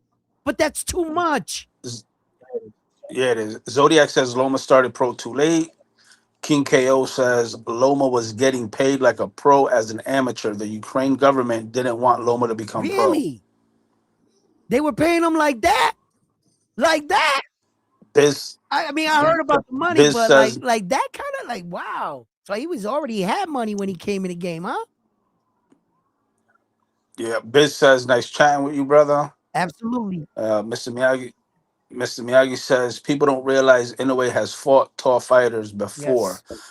Emmanuel Rodriguez was 5'8" and Fulton was 5'6" with a 70-inch reach, same as And Picasso. Jamie McDonald was 5'9.5", and Yo Boy was 5'9". Shu should still be dealing with. I Shout don't out. care. Keep reading the chats. Oh, That's it. That's it. You're that's all it. caught up. Listen, you have to bring something to the table when you're going to fight the monster, such a skilled fighter like Naoya Inoue. You can't just come into the fight, I believe, with the same qualifications. He's just that good. And I have to be honest. So the danger that Alan Picasso brings with that reach and the height, but Naoya Inoue seems to break guys down like that. Most of the guys that Naoya Inoue fights are taller than him. If we haven't noticed, he only stands 5'5". So he has experience, and with southpaws, lefties, he's defeated all of them. He has a better knockout streak against southpaws. In fact, the only one that got away was MJ. Really, the rest of them he knocked out. So, um, Yo, Junto, weren't you the yeah, one go ahead. harboring MJ and Goodman in your house? Yeah, they were in the witness protection program. You know what I'm saying? Okay. Both of them suckers, right? You was Because protecting they him from didn't Inoue? and protecting him from anyway because they didn't want to fight him. Now MJ took that step aside money, which clarified in the chat. He's the one that took the, and then Alan David Picasso was offered to fight in Las Vegas, and his father said he wasn't ready. 2 fights later, it's like that in boxing. He I feels that his think son is ready. I think that was a smart move on Picasso's end. I'm gonna tell you why. Absolutely, I'm gonna tell you why. absolutely, Because isn't absolutely. Cardenas part of his camp? No, no. MJ and Roman Cardenas are in the same camp with the same trainer. Oh, okay. And Yeah. that didn't work out too good for MJ, did it? No, it didn't work out. See, because they thought because they had a little success with Roman Cardenas, but you got to understand that Roman Cardenas and MJ are two fighters, but the better fighter you would think would be MJ. So if you had that kind of success with Roman Cardenas, you would think you would have better success. The only success they had was they were able to go the distance. So they They in this showing with the coach, he didn't get knocked out with his fighter. His fighter went the distance, but no, they still didn't get the win. Nah. Hey, Saulo, I don't know what fight you're talking about. If you're talking the one that he had recently on Pro Box, or if you're talking about the one versus Inoue. Did If you I? clarify that, Yeah. if it's the one with Inoue, Edwin was there live. He almost got arrested for jumping in the ring when I Inoue went was down. there live for that fight, that Roman Cardenas fight. I Yeah, security was had to hold him there. back because he was trying to help Inoue get up from the canvas when Listen, Cardenas no, dropped no. him. As soon as he got knocked down, I threw a smoke bomb from my seat and ended up in Naoya Inoue's corner like a ninja. And I gave him instructions and I went back to my seat. That's what happened. All right. Hey, Yo, Mr. man, Miyagi got a request. He said that uh, you should throw up some film study up. some film study. I'm tired of getting copyrighted. They be shutting down all my Naoya Inoue Okay, videos. he's saying it's the recent one. Yeah, the recent one, the one in Pro Box. Yes, Caldenas looked impressive. He did get clipped early with a couple of them, but he managed to pull through and end up getting the knockout. Well, yeah, yeah. Look, what impressed me was how he got up off the ground. Um, I saw Naoya Inoue's motherboard short circuit when Roman Cardenas hit him. If you go back and you watch that fight, yo, live, that shit looked freaky. When Roman Cardenas hit him, you heard that punch echo around the fucking stadium, bro. It went boom. And Inoue, he like, he like, he tried to fight it. His body tried to fight from going down, and he like stuttered and then dropped. And like everything came out. I thought he was out. Yo, when he like stood on his knees and he lifted up his hand to acknowledge his father, like, I'm okay, I'm okay. And then he got up off the ground. When he got up off the ground, he quickly realized what he did wrong. What Naoya Inoue did wrong in that fight with Roman Cardenas, he overextended, something he doesn't do in a fight. He went looking for the knockout, something that Naoya Inoue doesn't do. He fell in love with his knockout power. It happens to the best fighters in the world. You think that because you're on an 11 fight knockout streak, that you're coming into this fight and you're just going to knock this guy out and, et cetera, and go about your day. Well, what happened was Roman Cardenas was smart enough to catch him, and he did. Luis Pantera hit Naoya Inoue in that Tokyo arena in front of 53 plus thousand Japanese fans, and the whole arena was like, you man, listen, everybody was shocked, but his recuperating power is not talked about enough. Naoya Inoue, the way his body responded, he didn't wake up with Bambi legs. He wasn't all over the place. He wasn't, his recuperating power. Naoya Inoue has a beard. He has a good chin because I'm trying to tell you, Luis Pantera Nari is a knockout artist. He hits anybody else. I really believe this. Had that been any other fighter, he knocks him out. Naoya Inoue is special in a lot of ways. He took that punch like a champion. He took Roman Cardenas. I'm telling you, he would have not. Look what he just did last Saturday to that dude. Look how hard he punches. Roman Cardenas. That man did not get up. Naoya Inoue got up from that. And that dude Roman Cardenas just knocked out is no slouch. And he folded him like a lawn chair. What did Naoya Inoue do?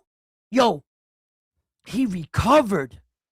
Not only did he recover, but he fucking made adjustments in the moment, bro.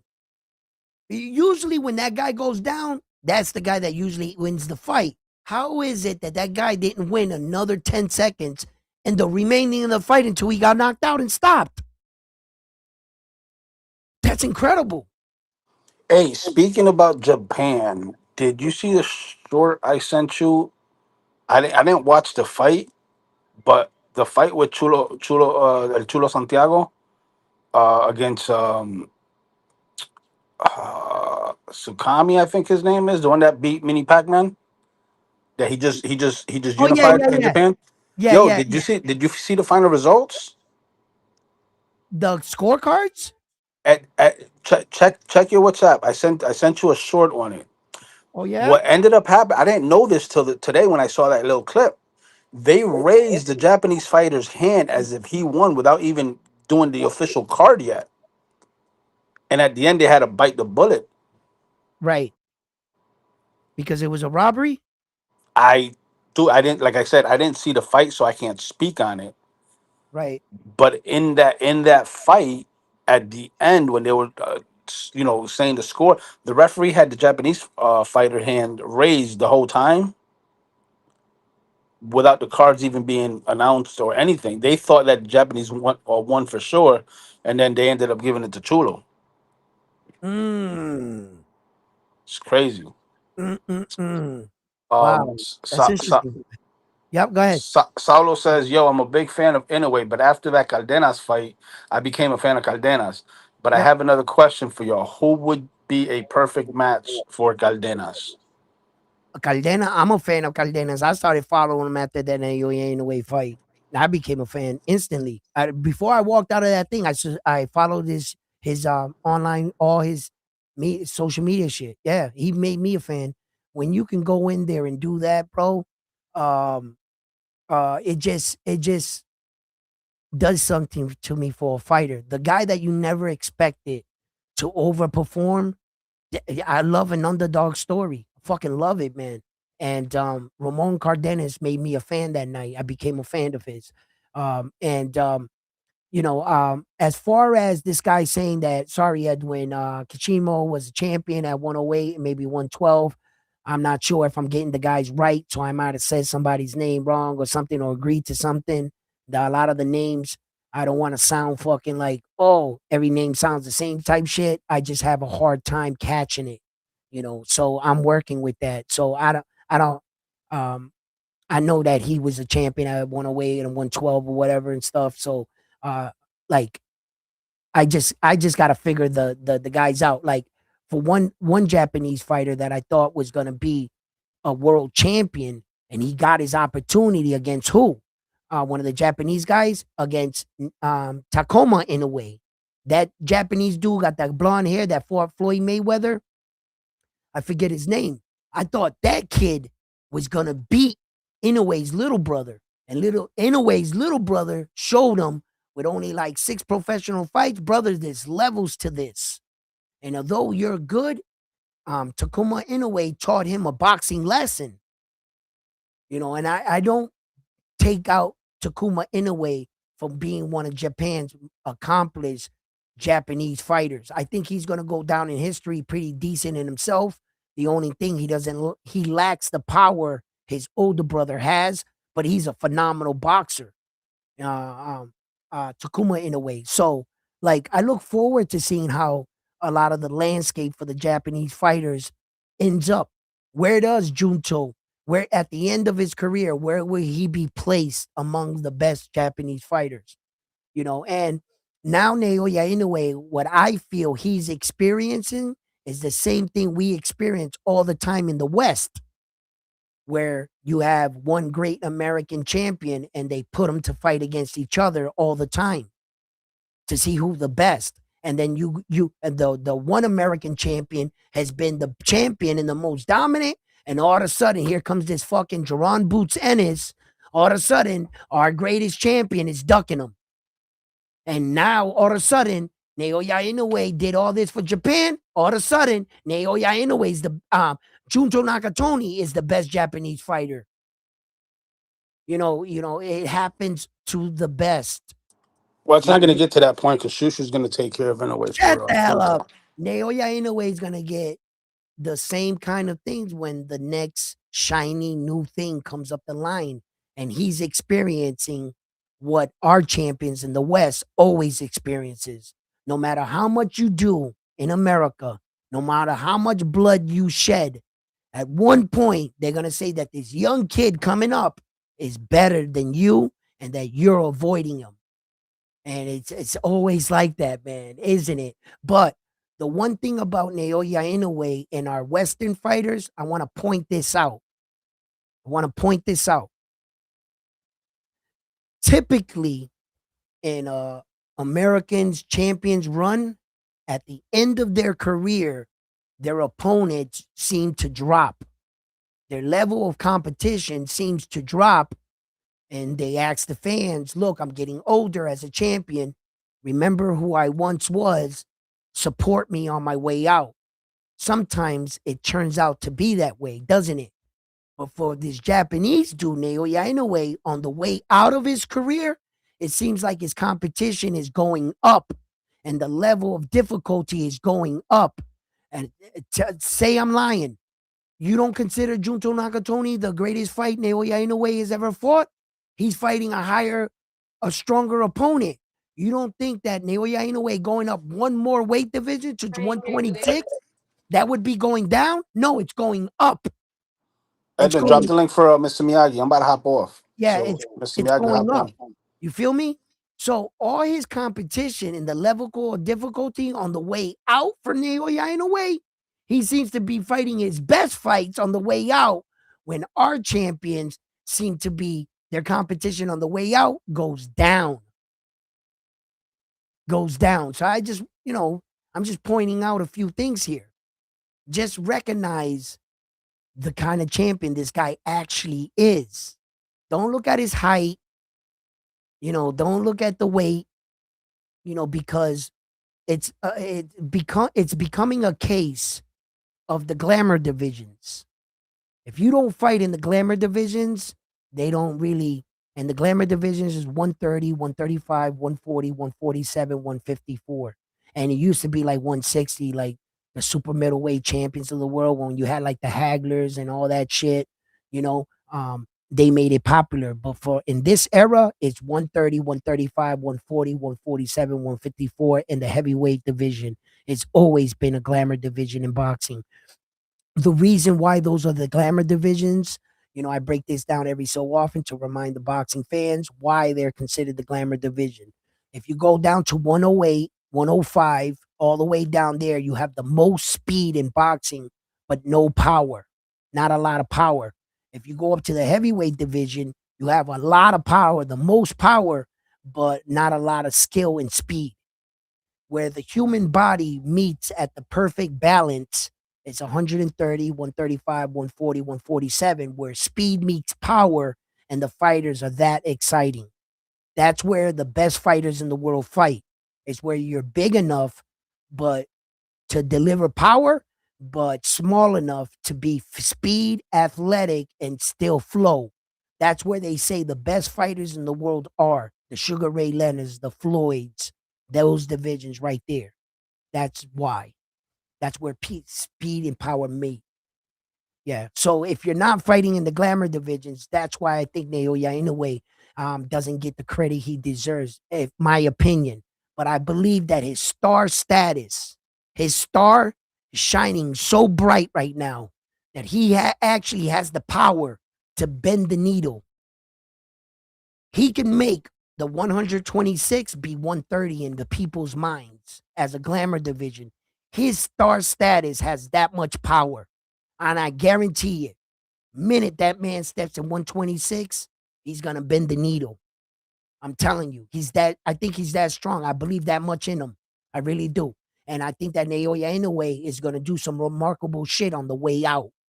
He's not going to slow down. I don't see any signs of him slowing down at all. I don't. Not like Floyd.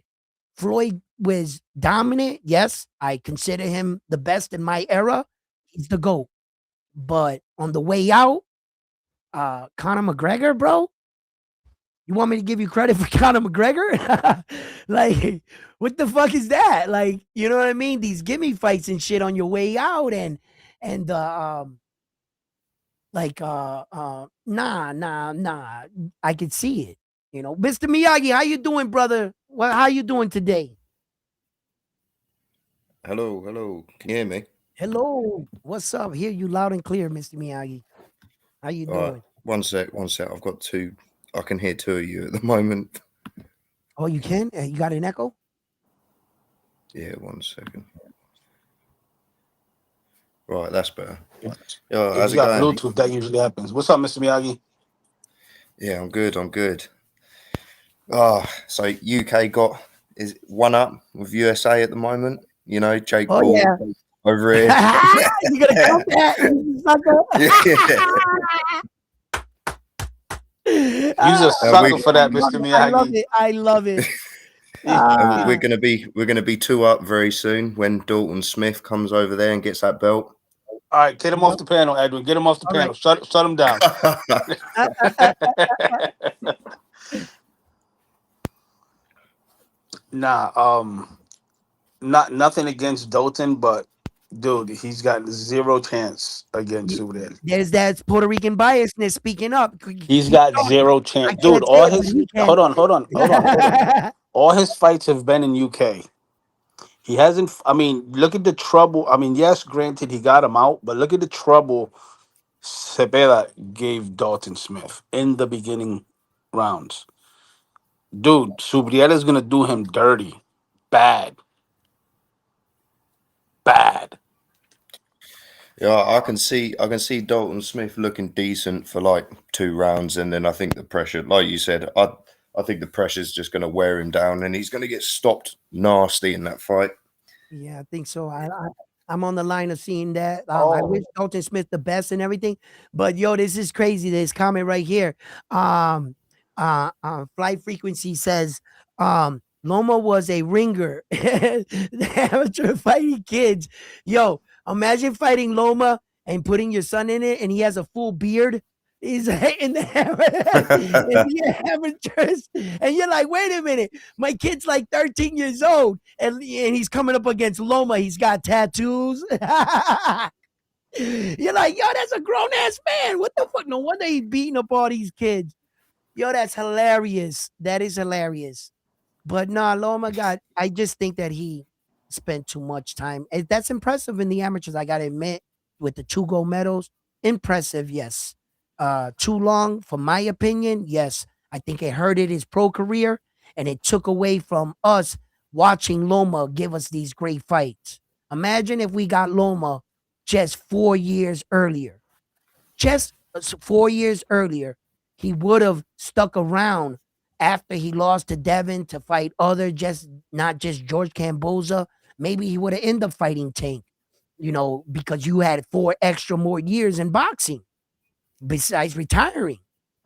You know, hey, let's get to the meat and bones of it, Mr. Miyagi. How do you see Picasso versus Inoue fight going?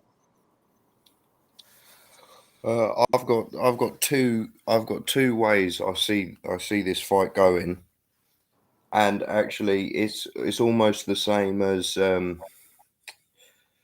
little bit how I viewed the Cardenas fight as well. Except Cardenas was a bit more of a threat when I heard he was getting the fight in Vegas straight, because I'd seen his previous fights and I knew for a fact he was a massive puncher. Even though his record, he's like what 50% knockout rate.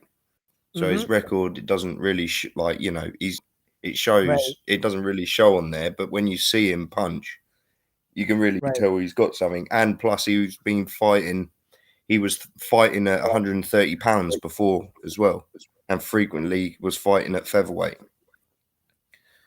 But this fight is going to go. It's going to go one of the two ways. I can see Alan Picasso trying to push forward for a couple of rounds, and Inoue is going to be boxing. He's going to be boxing, countering, and then all of a sudden he's just going to flick a switch. And I think in the 4th round you're going to see Inoue really start sitting down on the counter hooks Mm-hmm. as Picasso tries throwing lead Mm-hmm. backhands or like lead uppercuts. He's going to get clocked straight on the chin with that European looping left hand that Inoue's been practicing on the mitts. Yep. I saw that. Or the other way it goes is that Picasso's actually one more durable than I think he's going to be. And he's actually going to show his class in this fight, and it's going to be a lot harder. But I still have Inoue winning both ways. I think that this fight is one of the fights that I kind of like out of all Inoue Naoya Inoue's fights that I look. It's Desmarines. Desmarines reminds me of this slender kind of build and the kind of like fighting style that David Allen Picasso has. And he's a real tough guy, Desmarines. Real tough, durable. I mean, those body shots Naoya anyway hit him. Most men went and got up. He kept getting up, and he was sucking that all up. He was really hurt with them body shots. He's really tough. And that's how I saw Aaron David Picasso. But the same setup is what I see. Yo, you hit it on the nose. You know that looping shot that he was practicing on the mitts? Yeah, I think he's turning the gonna knuckles right over. yes, right. I think he's gonna bounce that off of his forehead. He's gonna stagger him. Picasso's not gonna want to get hit up top. He's gonna raise his guard, leave his body exposed. He's gonna switch the gear. He's gonna attack the body, and that's how he's gonna finish him. He's gonna distract them by hitting him hard up top, exposing his body, and that's how I see it happening. And You it's gonna you like might that. even, depending on how comfortable Inoue feels in this fight, you might even get a privilege of seeing him switch hit in this fight. That would be nice, huh? Because he's done it. He's done it in other fights. Couple, yeah. Was it? There was one Filipino fighter he fought when he was at 108 pounds, and it Mhm. was only briefly he switch hit, but he did it to line up. I think it was he changed his stance and pivoted to the side, so he went And into hit the body southpaw, shot. and Yep. then he looped a backhand left straight into the midsection and dropped him and stopped him. Yep. I can almost see something like that. He could Right. be, depending on how comfortable he feels, Mhm. he could be right in Picasso's face, bobbing and weaving, make him miss, and he will just angle out to the side and loop his left hand right into Right. Right. Picasso's midsection. Yeah. Because Naoya in a way is not the kind of fighter that just throws punches just to throw them. When he's setting things up, that's exactly what he's doing. He's making reads, and he's sometimes this excuse me, disguising the punch he really wants. He'll give you two up top because those punches were just distractions, and he wants this one. That was the punch he really wanted. So when I watch a fighter like Naoya Inoue and Picasso's fighting him, you got to ask yourself in the fight, what is he trying to do? How to counter that, and then how to slip in a shot with what he's doing. And it's split action, right? These kind of moments happen so fast, and it's up to the fighter to execute. So it's gonna be really tough for Alan David Picasso. I don't think that his speed, I don't think that he should work off speed. I think he should work off timing. And I don't think that he should rely on power. I think that he should rely on a volume of punches for Alan David Picasso. As far as Naoya Inoue, shit, he can do it all. He can do it all. Yeah, he can rely on his power. He can rely on his speed. He can rely on his timing. He can rely on his positioning. He can rely on his footwork. He can rely on, I mean, so much. So Alan David Picasso got a big challenge, but not an impossible one. No, not an impossible one. I wish him luck, man, but um, I just think that there's levels to this, and yeah, we got a guest with us. What's up, brother? How you doing? Hey, how you doing? Thank you for having me here. Well, I'm a Picasso size. Okay, Yeah, and I'm you gonna got a go for Picasso guy. Nice. Let's I'm talk gonna go about for a decision, it. Okay. but I'm looking more for a draw. Because Picasso has a lot of um repertoire of punches that Hmm. other boxers don't have. Like Cardinal doesn't have the repertoire of Picasso. Neither the Netty. They hit harder. Yes, Yeah, they're a more harder right. puncher. They're But not a better Picasso has. boxer. Excuse me. They're not a better boxer than the Picasso, though. Neither of those guys. They No, are not. neither are better boxers. Exactly. That's what I Nope. want to say. And Picasso has double left hook, uppercuts, straight right. Um, the jab, and he's tall. His speed is really good, and he throws really clean punches. He's a Mm, really clean. When he hits you, he hits you clean, but he doesn't have the punch. But it doesn't matter in boxing. That doesn't matter? He's young. His mentality is really strong. So I think he's gonna go for a decision. Um, but I think still, it wins. But I think it's gonna be for a decision. Can I ask you a question? Do you Yeah. think or might base that off Naoya Inoue's last performance, seeing that MJ showed the world you can go the distance with Naoya Inoue? Do you get more confidence because of a fight like that? Before that, I was really interested in that fight because Inoue and MJ, but I didn't see that MJ that I wanted to see. I Mm, didn't see the. I was going for Inoue, but I didn't see the NJ that I wanted to see in that fight. I remember NJ was his left hand or right hand. He was always moving it like something was wrong. I don't know if he had a bad rap or something, but he was always moving his. I don't know. I don't remember it was his left or right. During the fight, he was always like moving his like like adjusting it? yeah, something like that. I don't You know if you you would noticed that. adjust it? Like, because maybe, yeah, something sometimes you put on the glove and Yeah. it's not, like, fit right. Yeah, like, maybe Yeah, that was because it. I do I practice a lot of boxing, so I that's what I was saying about that because but I don't think he was hurt, but he had a like something in his hand or Mhm, something. But all the fight he was doing this. Well, not all the fight, but several rounds he was doing that. And but I think NJ didn't they did the performance that I wanted to see, but it doesn't matter. It just capitalize and he uses his experience. He knows how to adapt. He knows how to change speeds and everything. That's why is he's one of the best boxer or the best boxers mhm, in the world right now. mhm. But NJ didn't capitalize and I don't think he had the mentality because he asked for it and he didn't show up. NJ he keep asking for that fight, and when he finally got that moment, so MJ didn't capitalize on his word. So Nope. I think is a really great fighter, Mhm. and that's it. But I think Picasso has the tools to go to 12 rounds with Inoue. Right. So, but I'm gonna go back to your initial statement. You're looking for a decision or a draw, and some of the people in the chat found that to be like a draw. And sometimes, look, guys, I want to speak about this. There is a such thing as taking a moral victory or learning or being, Yeah, being in with such a skilled guy and maybe getting the draw that doesn't give you a win or a loss, and you can skate out and also learn something. So maybe he doesn't have that. So the best thing would be to shoot for something that and not getting a loss and getting past this, but also getting that kind of experience with that kind of champion. Okay, so I could see your point on that. But to you know, to put things in its perspective, I don't I you don't don't see it. the Mexican is gonna lose because I'm saying that he's a bad fighter or anything.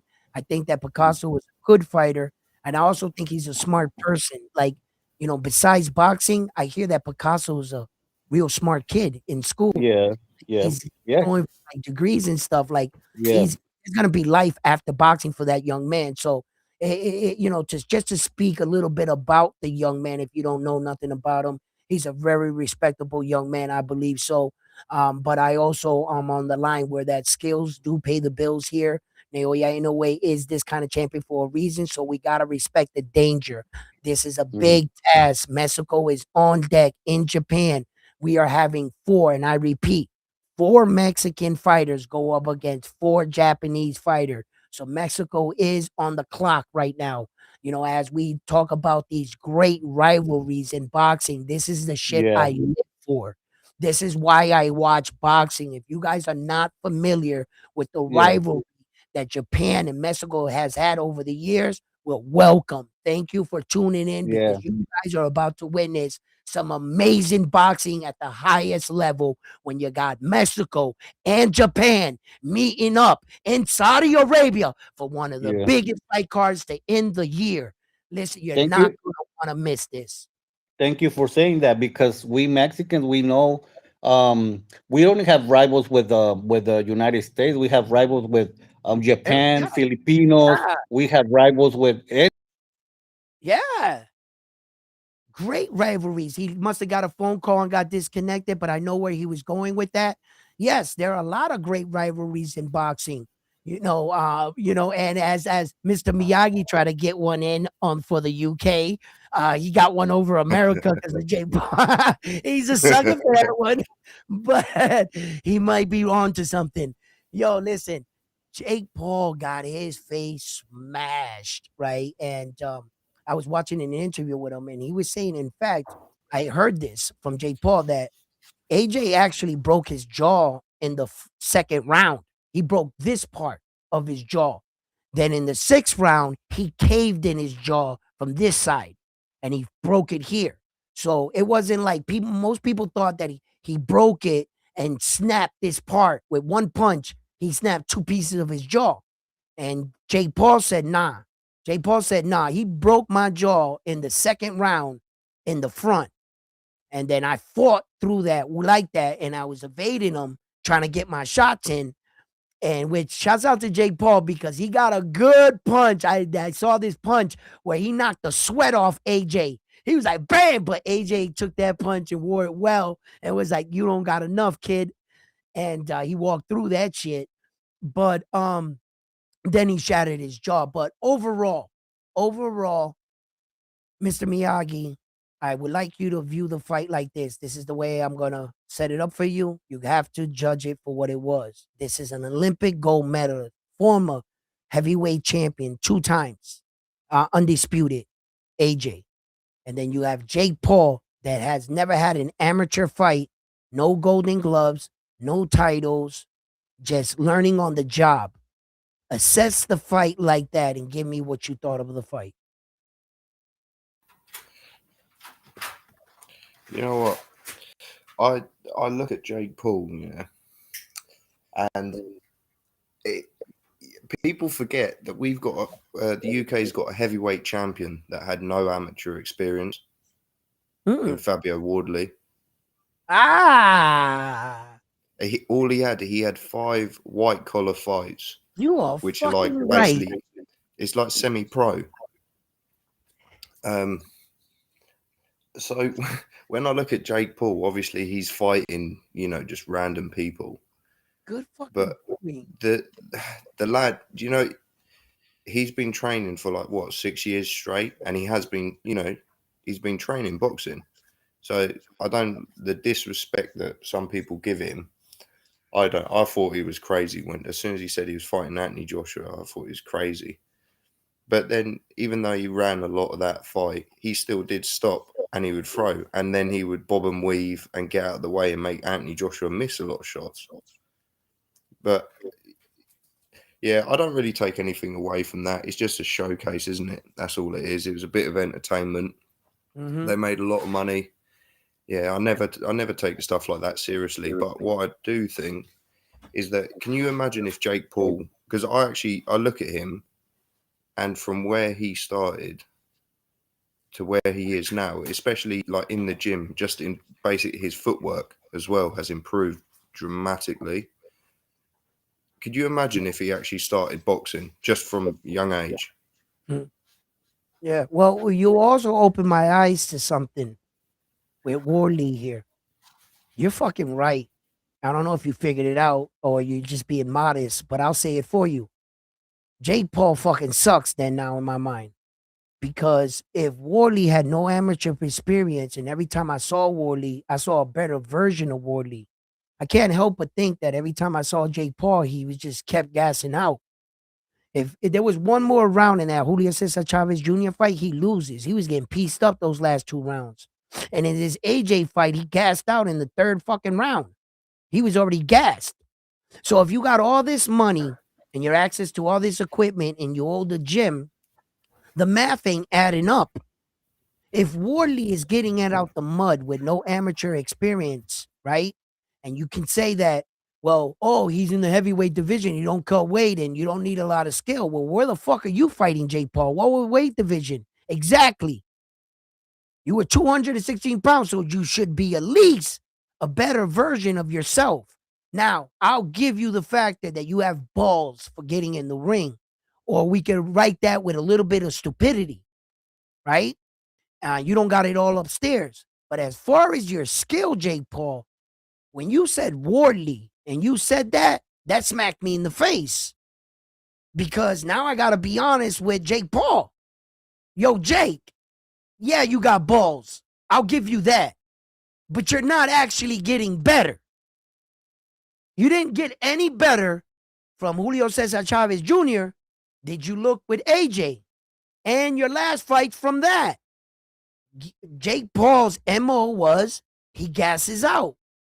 So 6 years in boxing, and you can't get past 5 rounds without gassing out? That means you might not be as focused in training than what you say you are. That means that you might have all the money, you might have the it factor, and the people gravitate to your fights. Congratulations. You did have the balls to get in there with AJ. I give you that. But you're right. You're fucking right. When I see Wardley with no amateur experience doing what he's doing, did he not just fuck up Parker? Did he not get outboxed for 9 rounds, keep his composure, and knock the guy out? What was it, the 11th, I think, round? It might have been later, right? 10th or whatever it was. Wardley was losing that fight. Fucking cockback was like, son, listen, still carry the power. You still see a better version of the man. In order to weather that storm, not count yourself out, you got to experience that shit. And Jake Paul is not getting any better. So maybe he should retire from the sport before he gets hurt. And it proved that if Jake Paul was in better shape, he would have had enough stand him up to at least raise his hands and not get hit by that shot with AJ. The reason why he got hit with that shot because he was watching the punch come straight forward at him. I've been there in my life where you're so fatigued and so exhausted up against the rope that you literally are watching the punch come and you can't do nothing about it. You can't do anything. You're just watching. You're defenseless. You're gassed. You don't got enough energy to do this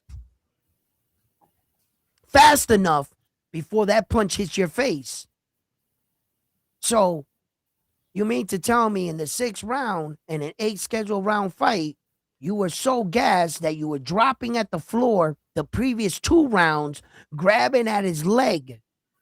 That's the visual of you grabbing on his leg for dear life because you're exhausted and you can't even fight anymore. And that's just fucking Americans, bro. we be fucking up sometimes, man. We be fucking up, man. But he's got the it factor, and that's sometimes we sleep too long on them silk sheets. We have a bad history of that. We really do. But hey, Do you know what? $92 million to help that broken jaw. Yeah. Well, how much are you going to get taxed? That is the question. That's okay. That's okay. It'll add up with all the other millions that he has at home. Just stack them on top of them. We'll be okay. Because I look, Jake Paul really, because I think he's got too much weight on him. Really, he shouldn't be fighting at that. But if he was going to do anything, I think he could drop down, work at light heavyweight. Cut some weight, and he'd be trim, he'd be shredded. And he would still be a fair size for that weight class as well. Right. You fucked me up with that Wardley shit. I just want you to know that you crossed me up with that one. And shout out to TJ for that line. Because that's a reality check right there. It really is. It really is. When people always talk about Jake Paul and that's literally, I always go back to Wardley. Man. But I always just think of Wardley. They are not the same. Boy, I tell you, they are not the same. Is that Mr. Miyagi, the monster versus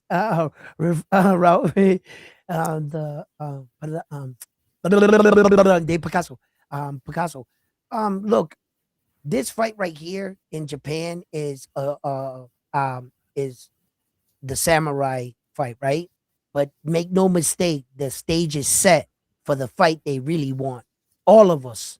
The fight we really want is on this card. They're just not fighting each other right now. Junto Nakatoni versus Naoya the Monster Inoue. That's the fight we're going to get next. That will be Naoya Inoue's next fight, and that will be held in the Tokyo Arena in Japan. They're going to pack that with 55,000 crazy Japanese fans, probably Philippine people flying in from all over the world, because Naoya Inoue is starting to get that star status. And although Naoya Inoue, I do not consider him the face of boxing, unfortunately, right? Because the face of boxing is not the most skilled fighter. He's not the most pound for pound. He's the most popular fighter. The face of boxing is what advertises and gets fans to come in. Who you should have on that billboard are fighters like, unfortunately, freaking Jake Paul, um, Julio, Saul Canelo Alvarez, the Tank Davises, the Ryan Garcias. Shit, you could even throw Devin Haney up there now, right? Because he's starting to get back his star status. And those are the popular names in boxing. Whether you like these fighters as the best fighters in the world, that's not what's being stated. The best fighter in our era, pound for pound, is Naoya the Monster Inoue. He's the best pound for pound fighter. And Terrence Crawford, that just retired, he's the best fighter of our era. The best fighter and the pound for pound fighter are not the same. They don't necessarily have to be, because Naoya Inoue, I consider him the pound for pound fighter because he's a complete fighter all around in all aspects of the game. That's the pound for pound. The best fighter does the best fighter shit. He jumped up 2 weight divisions and fought an undisputed world champion in Saul Canelo Alvarez, Terrence Crawford. Naoya Inoue's never jumped up 2 weight divisions and fought an undisputed world champion. So when at the more risk, the greater the reward. You got the best fighter because you did the best fighter shit. There's no fighter in the world that's doing some shit like that, Terrence Crawford. You are the best fighter in our era. Naoya Inoue is pound for pound. He's the most complete fighter in our era. He's not the face of boxing, and he's not the best fighter in our era. He's the most complete fighter in our era. And these guys are the face of boxing. You got to learn how to separate the 3 entities, because some people think that the face of boxing has to be the best boxer in the world or the greatest fighter in the world, and that's not true. That's not true. If you put up a picture of Naoya Inoue in California somewhere, no one's going to know who he is. Now he's starting to pick up steam, but it's the same thing with Terrence. He's popular in Omaha, yeah. But Terrence can walk out in New York City and he'll get mobbed by a couple people, but not a lot. Maybe 40, 30 people will recognize who Terrence Crawford is in New York. And it's not like that for like the face of boxing. Saul Canelo Alvarez cannot walk outside like that. Tank Davis can't do that. They're going to mob him. He's real popular. Ryan Garcia can't do that. He walks out in California, they're going to mob him. He's going to fucking have a mall shut down. Those kind of fighters, that's different. That's the face of boxing. And that's where the difference lie, guys. Damn, bro, you looking sharp? In shape? You looking in shape? Oh. I want to fight again, but my fighter pulled out.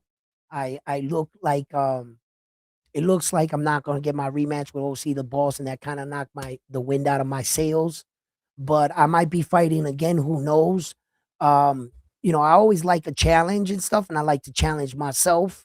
You guys know that, there's a little crazy person in here. I get out of bed, and at 51, I want to go do amateur fucking boxing and shit. That's what I'm on, you know what I mean? And getting punched in the face at sparring is not easy. That shit does not hurt less. It feels like it hurts more. You know what I mean? And just the hard work that it takes to get there. I like it, but I also like to have a goal. I like to know, to be inspired, to be like, they think I can't beat this guy. Give me a challenge, and that kind of motivates me and shit. I'm kind of like that fighter, but it's not like I'm going for a world title here, people. You know what I mean? I just wanted, I just wanted to get into a fight, so I did. I accomplished that. My wife said, okay, are you done with your midlife crisis? Can we go back? And I got to convince her. That I want to do this shit again. But the reason, if you guys are asking, Edwin, why is it that you never pursued boxing and became a champion? And it's obvious because of my condition. I suffer from a rare condition. It's called small hands. Okay. All right. And, it affects 1 in 10 boxers. I had small hands and I just, I, I, I, I couldn't go after a world championship. So I hope that answered your question. Why I never became a world champion. These damn hands, man, they were too small. They stopped me from becoming a world champion. So listen, Mr. Miyagi, thank you for coming on. I'm gonna cut this stream right here. I've been on for a few hours. Thank you for everybody that came by. Put in your chats. Thank you for all my guests and everybody that showed up here today to talk real boxing and have a little laugh in between too. So I hope that I have a safe platform here where you can come and talk about your favorite fighter. You're not going to be shunned, criticized. You have a voice here. I'm not going to attack you. It seem like I have to debate you and everything. I believe that we all have the right to express our favorite fighter. And we are going to see different ways, but I will give you the platform and I will make you feel comfortable so that you can feel free to talk about your fighter and talk your truth about what you see in boxing. So thank you, fight fan, Mr. Miyagi. Thank you for coming up. Thank you for talking boxing with us. I hope you all were entertained and had a great time. Don't forget to hit that like button. If you haven't already, subscribe to the channel. Become a Round One Sports Talk member. Thank you for everything, Mr. Miyagi. Peace, Been brother. a pleasure. Cheers, Edwin. And a pleasure, like always.